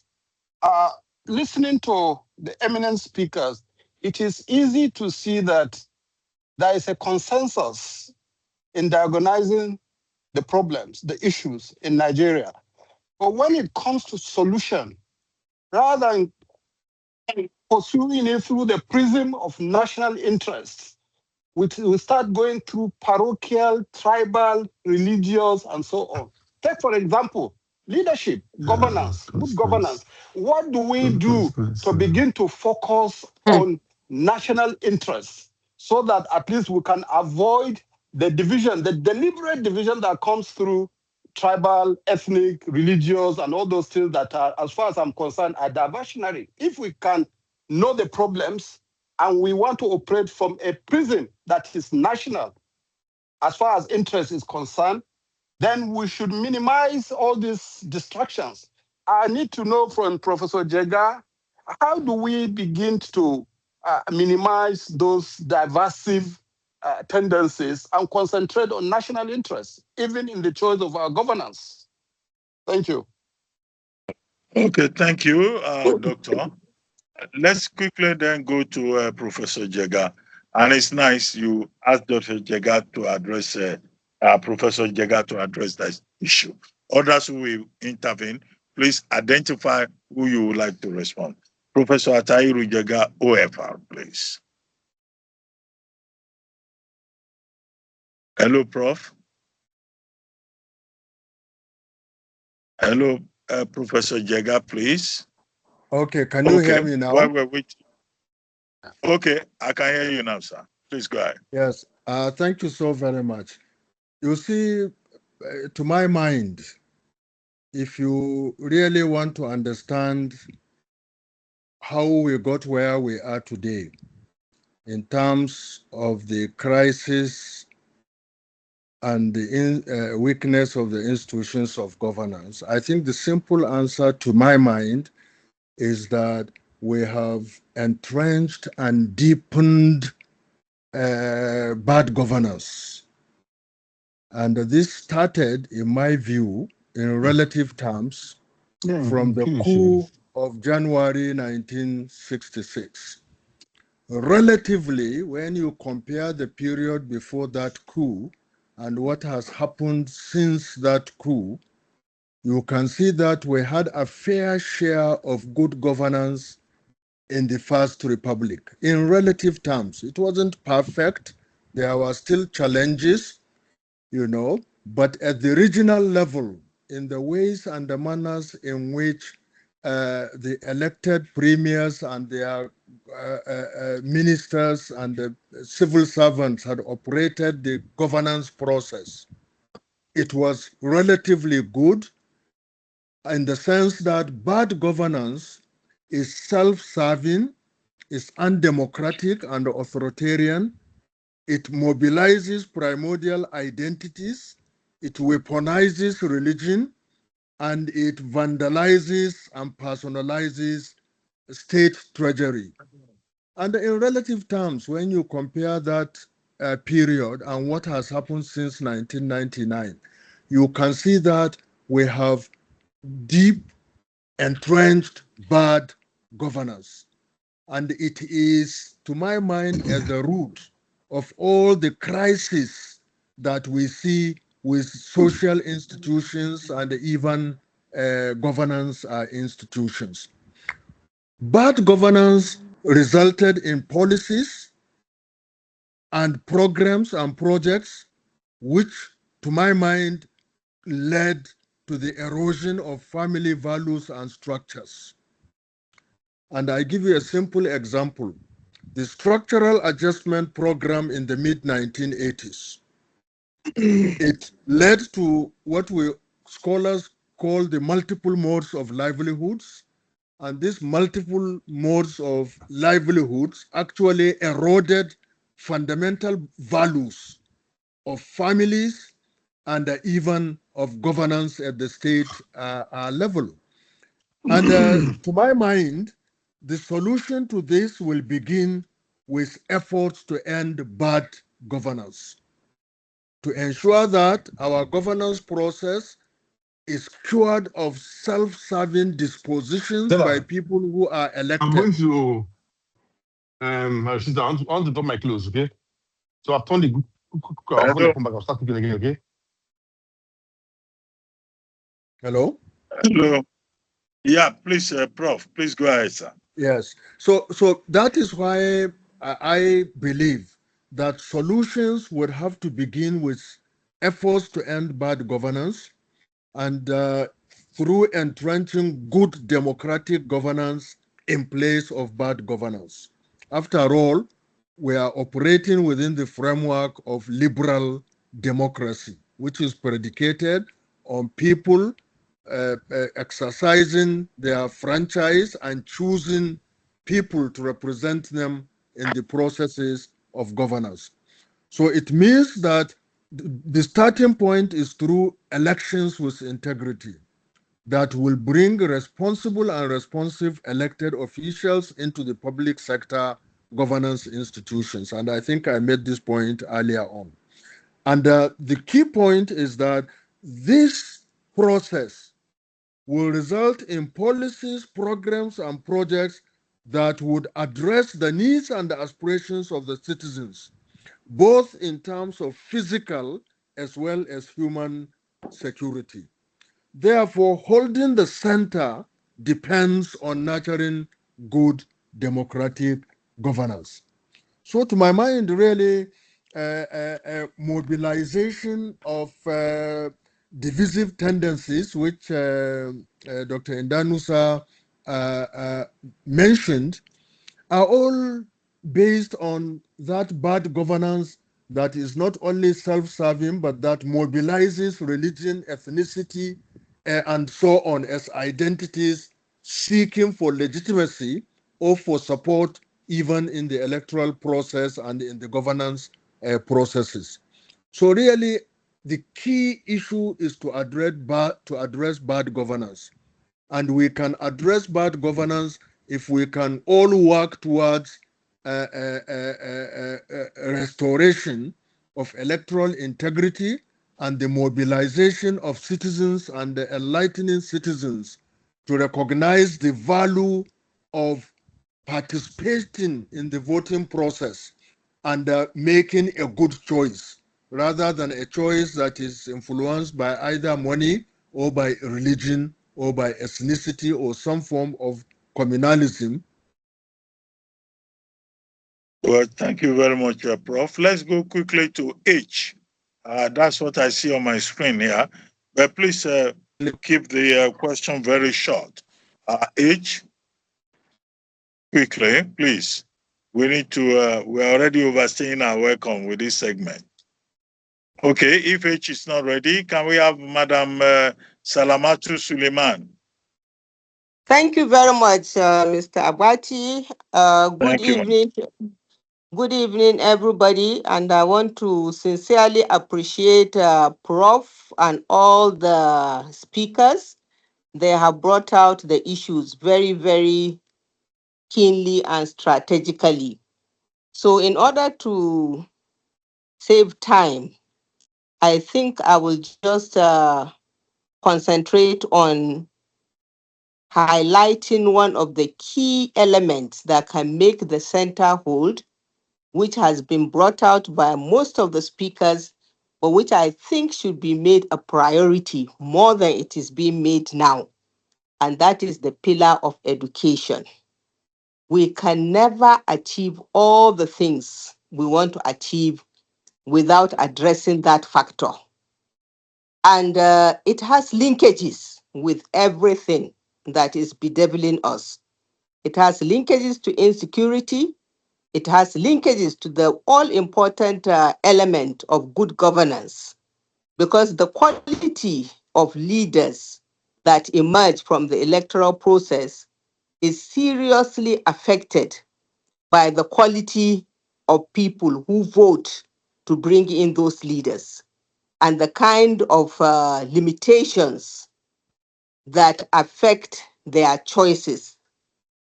So in order to do this, I think the government or everybody should pay more attention to this issue. For Nigeria, a country of over 200 million people, to still be the country that has the highest number of uneducated people, children out of school, what kind of quality do we think we can ever hope to have? How far do we think we can ever hope to run with those kind of limitations? One of the things I will propose, and I've been proposing it from time, and I think other people have proposed it also, make education free and compulsory up to end of secondary school. If Okay, you thank do you, that, ma. yeah, well, I was going to say how it will help, but it is a very, very strong pillar. Recently, the government was came out saying it was going to do that. Then it came out again saying, no, it has not been concluded. Because if you are able to do that, Okay. you will be able to erase the issue of early marriage for one, that brings in a Okay. lot of issues relating to lack of education or poor quality education. You'll be able to attack the issue of poverty. You will have people that are more enlightened and more empowered to do things for themselves and stand for themselves. You improve the quality of thinking of even our youth themselves. You are stopping Okay. Mr. Abati, so but let me just allow it to stay there. Thank Education, you. Okay. education, education. Thank you. Thank you, madam.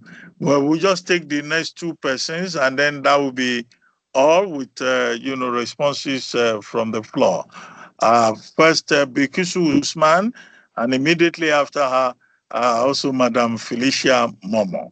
But very briefly, please, and then we can have our panelists respond, and also Prof. And then we still have two other programs on the schedule. So if we can have Ajia Bikisu Usman, please.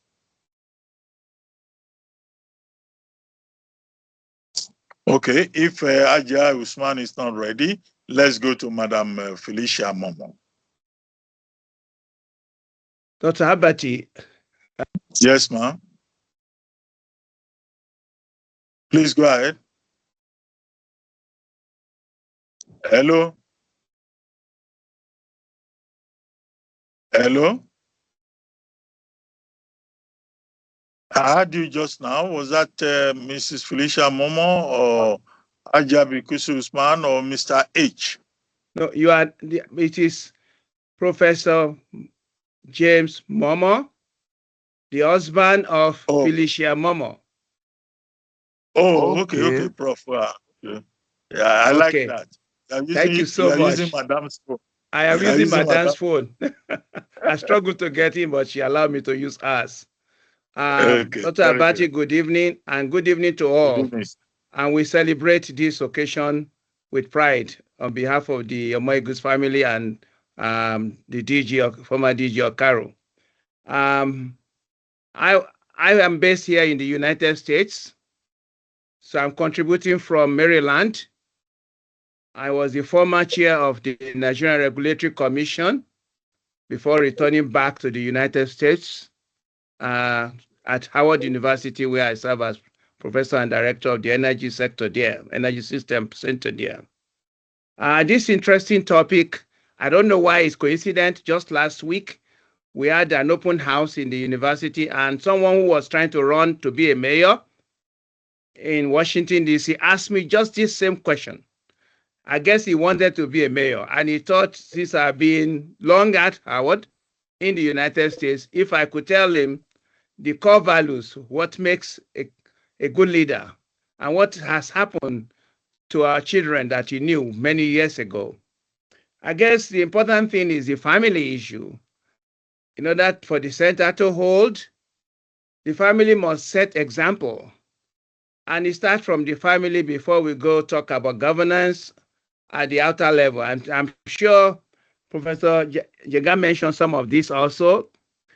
I believe that we need to ensure that we begin to build this governance from our home, because the future governor of the government, they are going to be our children. And if we don't train them well, set example by cultivating the tradition of not just education of getting degrees, but education of the total mind, with respect, with regard for core values, with understanding what our grandparents left behind, and now we ought to do better. It is then we can improve the health sector, the agricultural sector, the education sector, and of course, the technologies that will enable our country to be self-sufficient. I break my talk into three parts. Where are we now? Why are we in trouble? And what do we do to overcome this trouble? Please summarize and if we do, how do we become resilient to future problems? And if we can restore ourselves from seeing that we've committed or we didn't commit, omission and commission, it is then right that we begin to hold our governors, our leaders of tomorrow, that as part of their debate or their request to be leaders of Nigeria, what are we going to hold them accountable for? Not fixing the road alone, but are they going to enhance on the core values? Okay. They're going to ensure that corruption is eliminated and so on and so forth. I think just my quick input is that this is a good point to start talking about 2027. Now we need to hold our leaders who want to run for election to take advantage of what we've said in this colloquium as to take away for them as well. Thank you very much. Okay, thank you very much, Professor Momo. Well, I've looked at the timepiece here. It looks like we have overstayed our welcome for this segment for almost about 30 minutes. So we won't be able to take more comments. If you have any comment or questions, you can put it on the comment section on the website, and I'm sure that the organizers at the Nowa Omoigui Center for Art, History, and Medicine will accommodate those comments when they are writing the communique for this session. So I would like to end this session by thanking Dr. Utibe Ubuzo, who joined us eventually, Dr. Saon Enabulele, Dr. Boluwaji Onobolu, and also Dr. Charles Omole. All of you who have been with us and who have tried to discuss this subject about how we can hold this center in the age of insecurity in Nigeria, families, institutions, and how we can build a public trust. But I end by thanking very specially the chairman of this session, Professor Atahiru Jega, OFR. Professor Atahiru Jega continues to show that he's a committed public servant and that he believes in the project called Nigeria as a patriot and as a man who is an intellectual of the very first rank. Many of you recall that about 10 days, 11 days ago, he lost his beloved wife, Ajia Adiza Jega. And yet, in spite of that, because she's committed to this program, he's here and he's, standing up for what is right in Nigeria. Well, we salute him for his fortitude, for his courage, and we commiserate with him and his family. And we pray that Ajia Adisa Jega. May the Almighty Allah grant her Jannah Fidaus, and may Allah Yahamo also continue to bless her soul. Thank you very much, Professor Jega, and thank you also our panelists and all of you who joined us. Chairman, my task is done. I see that more people are raising their hands, but we have to go back to the chairman now, Major General Sakin Yaki Bello. Thank you very much for this opportunity to moderate this discussion this evening. Thank you. Thank you very much, Ruben. Thank you very much. Well done, well done. That was fantastic. The next thing is book introduction by Mr. Kule Kosumu. I hope he's here with us.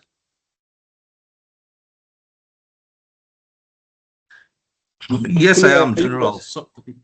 Yeah. Yes, I am, General. Sorry, I was trying to unmute. Okay, please go ahead. Yeah. Forgive me if I'm unable to. Let me try my camera. It's a bit.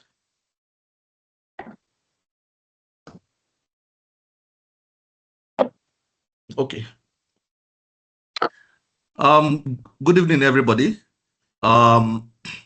It's a pleasure to be here to publicly present 3 books by someone I consider to be a legend of Nigerian military history, Dr. Nowa Omoigui. While his primary profession was medicine, his passion for researching military history was outstanding, and his writings will remain invaluable references for researchers, students, journalists, members of the military, educators, and the general public. I was a big fan of Dr. Nowa, very big fan. Loved his writings a lot. And I found them very exciting. I'll say something about that as we go on. But the 3 books before us today are Military Coups and the Federation of Nigeria, 1966, The Ouster of General Gowon, Military Coups and the Federation of Nigeria, 1975 to 1990. So those are the 3 books before us. I often like to sum up books in a few words, and I have 4 for these particular books. They are compelling, intriguing, interesting, and important. These books are manifestations of Dr. Nowa's deep intellectualism and ability to communicate simple and complex ideas and stories in ways that educates, intrigue, and inspire. Now, in terms of size, the books are quick reads. They have an average of about 209 pages.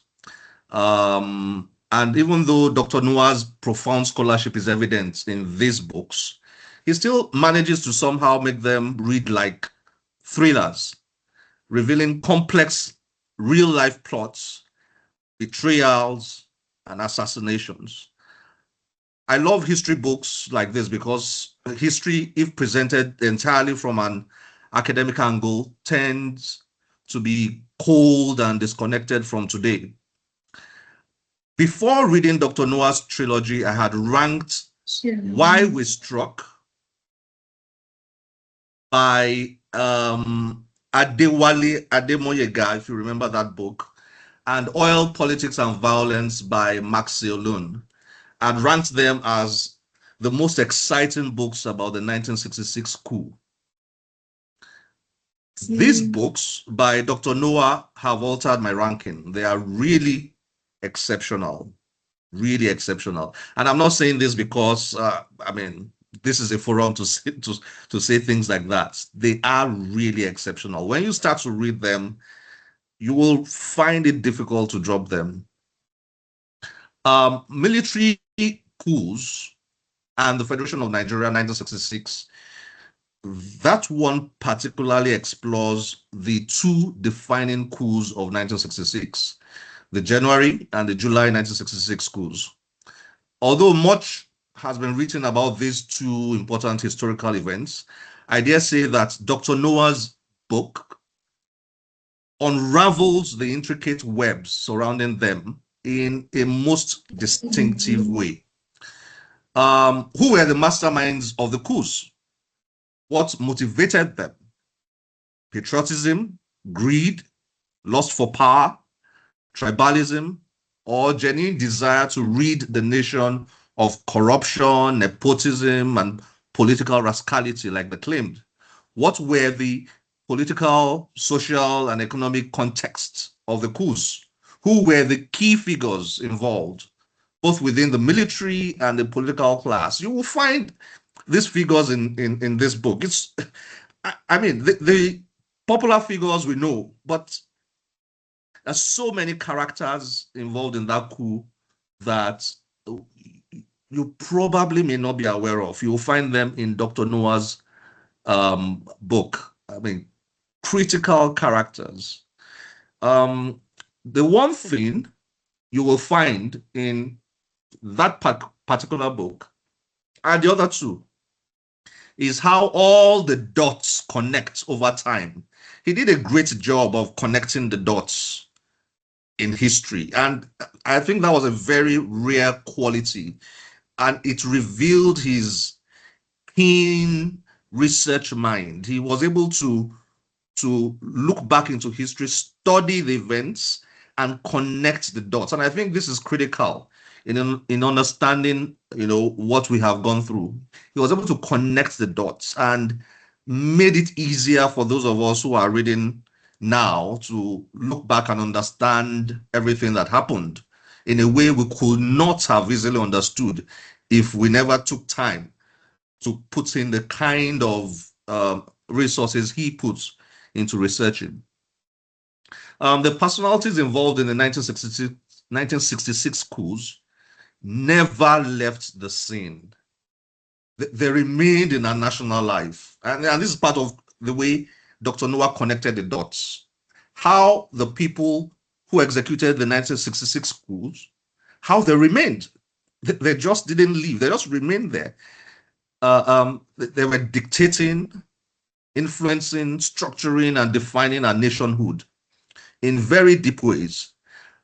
He also explored the events that led to the 1966 coups, whether we're talking about Operation Banker, the incarceration of Obafemi Awolowo, the Tiv crisis, Wet Year, the census of 66, 62, 63, 63, 64, the general strike of 1964, the constitutional crisis of 65, the crisis of the Western region, and so on. He was able to show them all those events as previews of 21st century Nigeria. So if you look at the issues he was raising in those books, you'll find out that today they're the same issues we are looking at today. And I said earlier on that history has a tendency, if not properly communicated, to be cold and disconnected from today. What you'll find in these books is that these books are very, very connected to today. The same issues, corruption, nepotism, the same issues, structure, tribal bias or otherwise, and so on. They are the same things that form the crux of our political discussions today. And they started way back then, and they led to the coups of 66, and they led us to the civil war of 67-70, and led us to the coups post 1970, and so on. So these are the things you'll find in these books. Dr. Nowa shows us that when in November 1965, at the Lagos home of Major Ifejona, Major Nzegu, Major Ademoyega, Major Anuforo, Major Chukwuka, Major Okafo, Captain Oji, and Major Ifejuna himself started to plan for the execution of the January 1966 coup.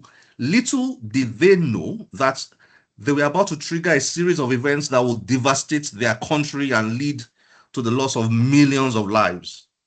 So how did this happen? You will find the answers in these books. you will find plots that could make for blockbuster movie scripts. And this is not to downplay those tragic events back then, not at all, but they do read like blockbuster movie scripts, except that they are not movie scripts. How the personal issues and tension between Odumegwu Ojukwu and Yakubu Gowon contributed significantly to Nigeria going into civil war. Civil war was not just about some people being disenfranchised, about the way the country was being led and so on. There was a very significant personal issue between Ojukwu and Gowon that contributed to the country going into war.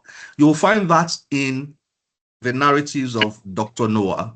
Muritala Mohammed's Cold War that turned into outright rebellion against Gowon. The development of a crack within the Gowon government that turned loyalists against him. The roles of lieutenants like Shehu Yadua, Ibrahim Taiwo, Muhammadu Buhari, and so on. How Gowon's close protege, like specifically Joe Garba, how he turned out to be the one who read the speech that ousted Yakubu Gowon while he was in Kampala, Uganda, for an OAU meeting of heads of states, and so on. We could go on and on and on, but time is really not on our side. But I just wanted to leave us with these teasers. These are the kinds of things you will find in these books. They are really compelling, really intriguing, interesting, and important. Important because Dr. Noah, through his body of work, shows us the importance of documenting history. Nigeria is grateful. Nigeria should be grateful for these works because they help us to capture some of the most defining events of our national life. And by studying them, understanding them, we can find our path to the future we want.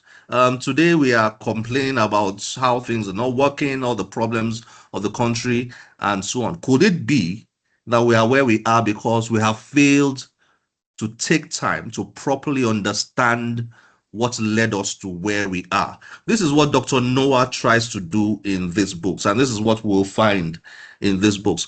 All the major characters of our national life in the last over 60 years, you will find them in this book. What role or roles did they play? What did they do that led us to where we are?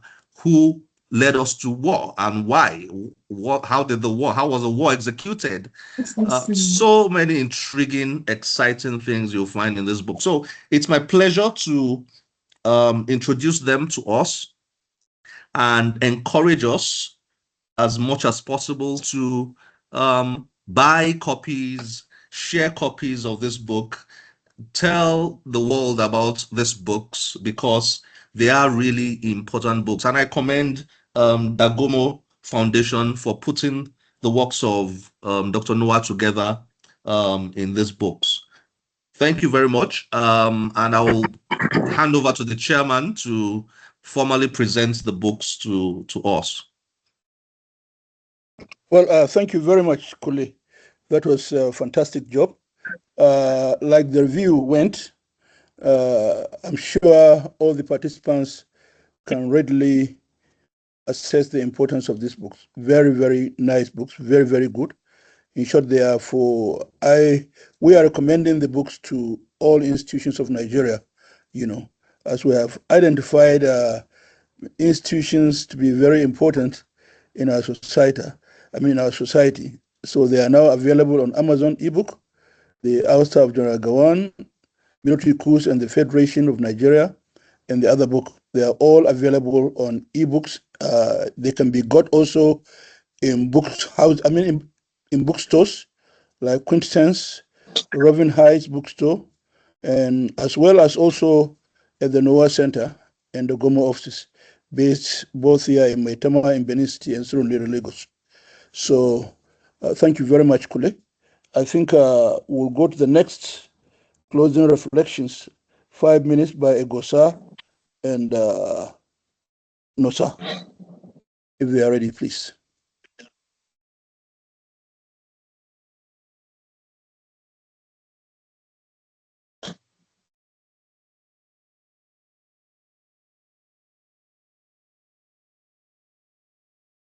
Is Egosa ready? If Egosa is not ready, what of Nosa?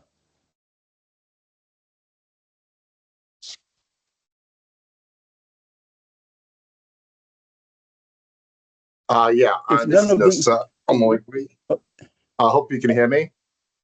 Yeah, we can hear you, Nosa. Go ahead. Okay, great. Yeah, I guess I was on the call. I don't know. If he's still available, but let me turn on my camera.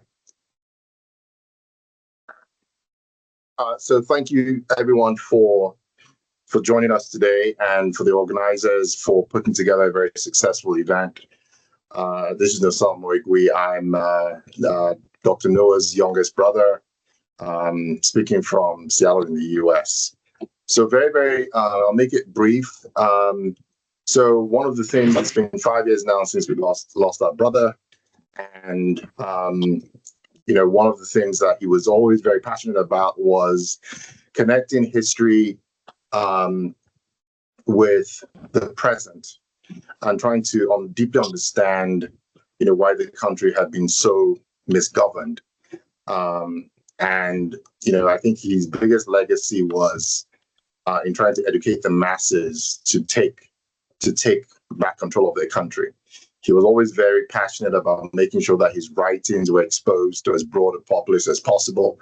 In fact, when he was alive, I kept asking him about writing books or turning his articles into books, and he refused.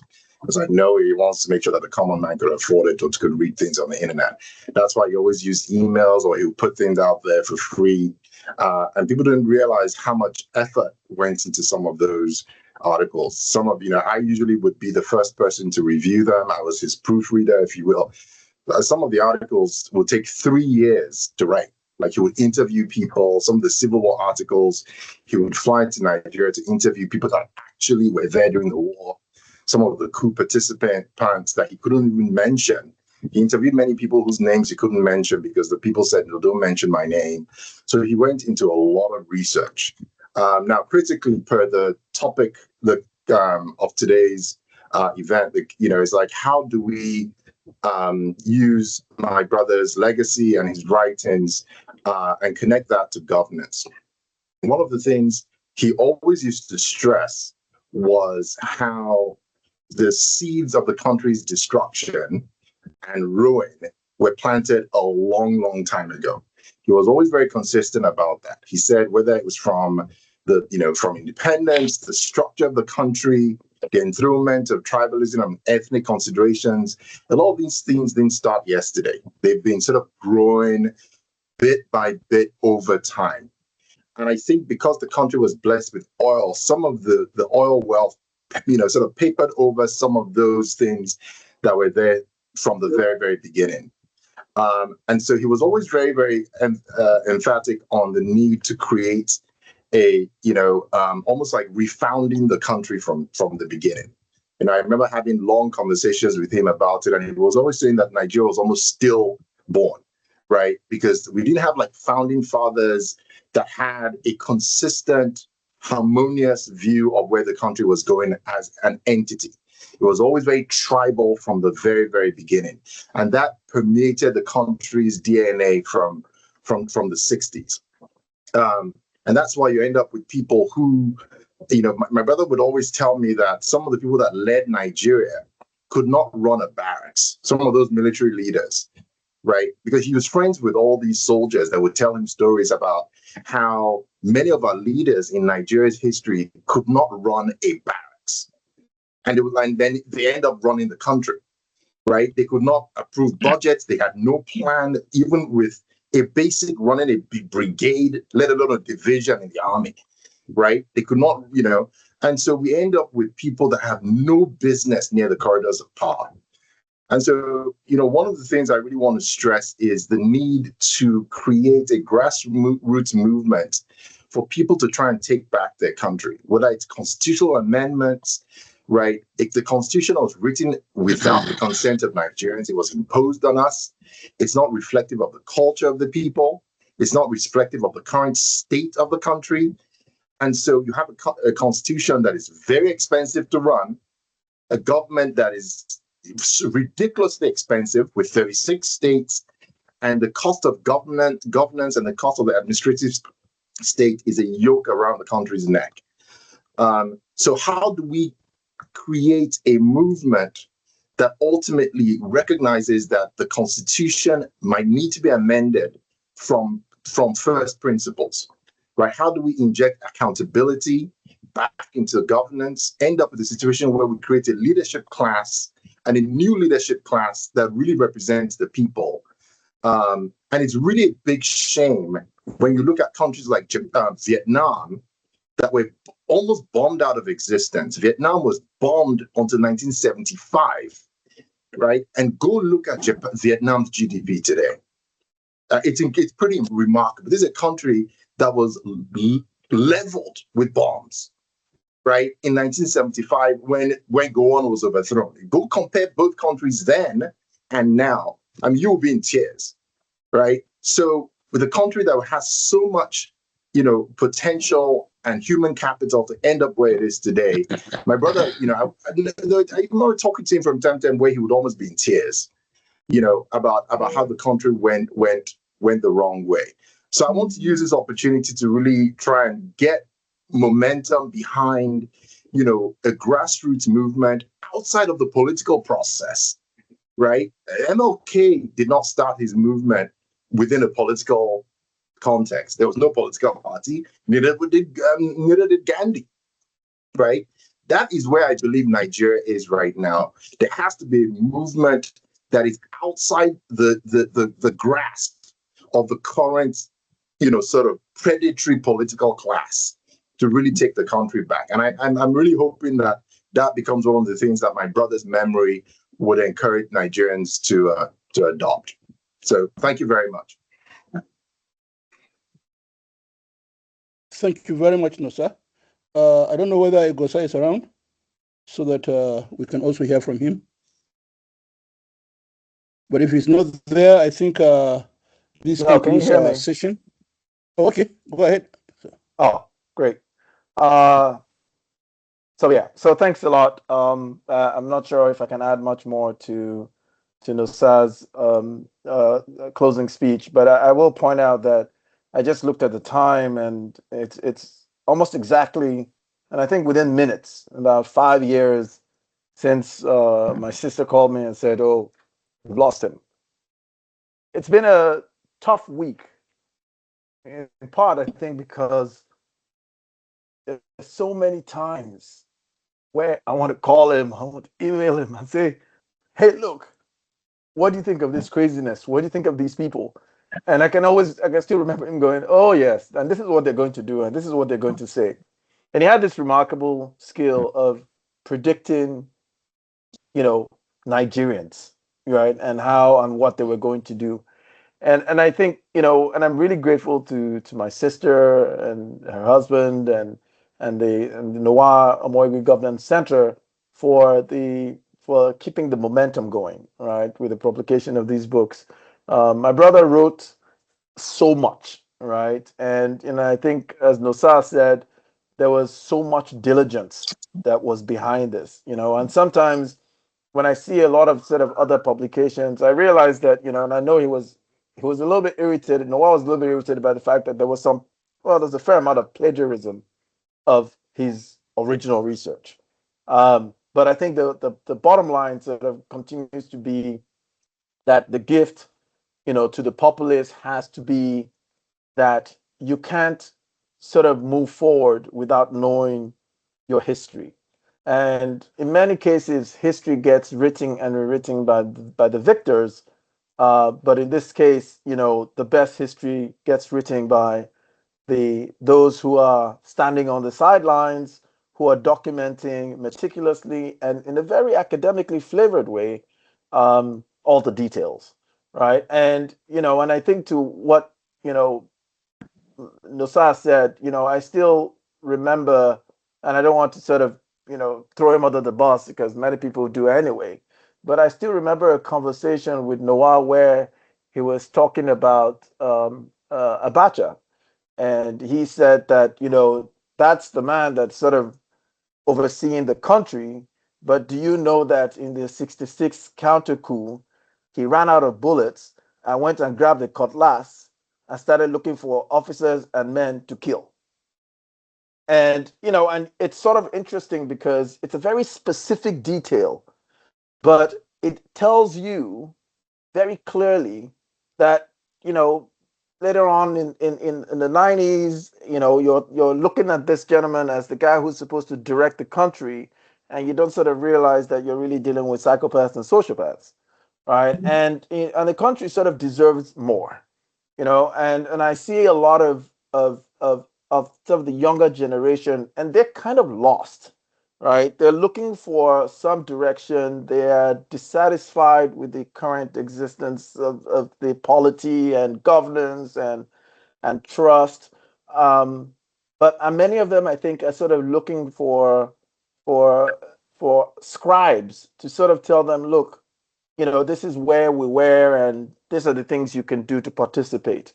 And I think the most important thing is that, we end up calling Nigeria a country, whereas, we're 66 years into what is essentially still a project, right? You can argue that maybe there's a version of it that you can label as an experiment, but I would probably sort of deign to say it is still a project. And so, we're gifted with lots of things. We have essentially lost a lot of those things we've been gifted with. We still have a fair amount of these. We have a population that can sort of be harnessed into productive ways. But I'm so grateful to everyone who's participated, who have sort of continued to keep Noah's flame lit, right? He was probably one of the most just formidable intellects I ever saw. And to think that he did all of this work as a side hustle, whereas he actually had a real job as a cardiologist, I think, is remarkable, and, makes me continuously grateful that we all are willing to come together to celebrate him and his writings and his contributions to the country. And I hope that, we can continue to do so. We can continue to support, what he stood for. And hopefully, as we start to spread more and more of his writings to the next generation, they can sort of understand that, Nigeria is not a lost cause. There are ways to sort of redirect it in a positive way. But sometimes the generational shift does have to happen. But before some of the next generation folks are thrust, have power thrust upon them or handed to them or earned by them, they're going to be in a much better place in understanding the history, so they know how to only make new mistakes and not make the same old ones. So thank you very much for the opportunity to speak. Thank you very much, Egosa. Without trying to go out of the protocol, I will also invite Ifeko to give us some words before we close finally, if she's still around. Ifeko, are you still there? I'm here. That was out of the script. Yes. But I'm the chairman. I'm commanding you to do that. All right. I think I'll just say first of all, big thank you to the board led by you, Major General S.I. Bello. And just as Ruben Abati has said, Professor Tairud Jega, when we visited him, after the loss of his wife, he said, "I'll see you at the session." I was so touched. I was really so touched. I really, really appreciate him coming, spending the time, being here. And to all the speakers and the moderator, I know this is a very busy schedule. And I know, one of our board members said we're cramping too much into the amount of time. I know we're not able to take all the questions, but I think it's good that at least we're going to leave a bit hungry for more. But thank you so much. Noah is somebody that, I don't want to start shedding tears, but I can tell you, we love him. We really do. He wasn't just a military historian. He was a fantastic doctor, but a fantastic brother. He's somebody, if you want somebody to watch your back, he's the one. Just when they were launching the NRS building, which started, during my tenure, at least the vision for it, and we had a competition for buildings for the people who were to come to had a vision for what it will, what kind of building we wanted. The architect that won the competition, out of the blue, just saw me and said, "I remember that brief. I remember that brief. I had even forgotten." And I said, "Please, please, could you send it to me?" I said, you got your brother involved, the doctor." I said, "Yes, that's Noah. That's Noah. He was involved in the brief." He said he insisted on having an atrium, insisted on this. He was somebody you would consult, just like the boss said, you miss him.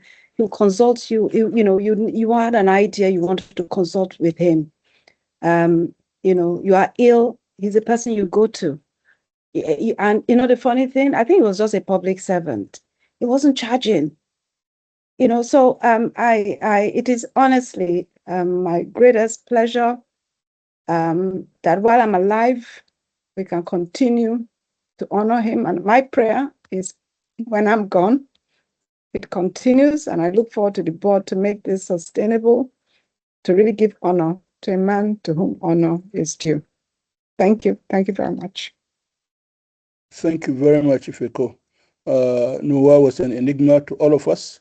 I believe there are a lot of generals on this forum, General Manguno, General Emeka, Omoigui, and others and the rest. Right from our formative days in the military, we have been with Nosa. We have been with Nowa.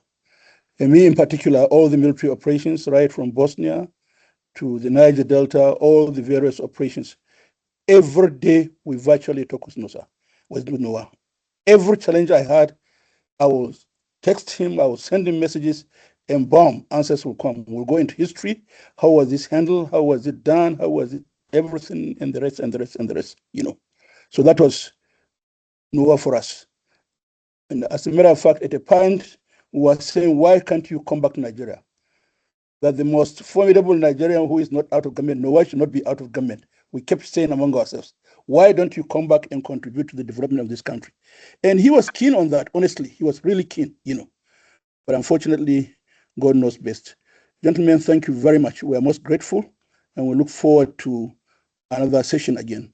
Atahiru, Mungodi Ruben, thank you very much. Kulle, thank you very much, and all other participants. Good night. Thank you.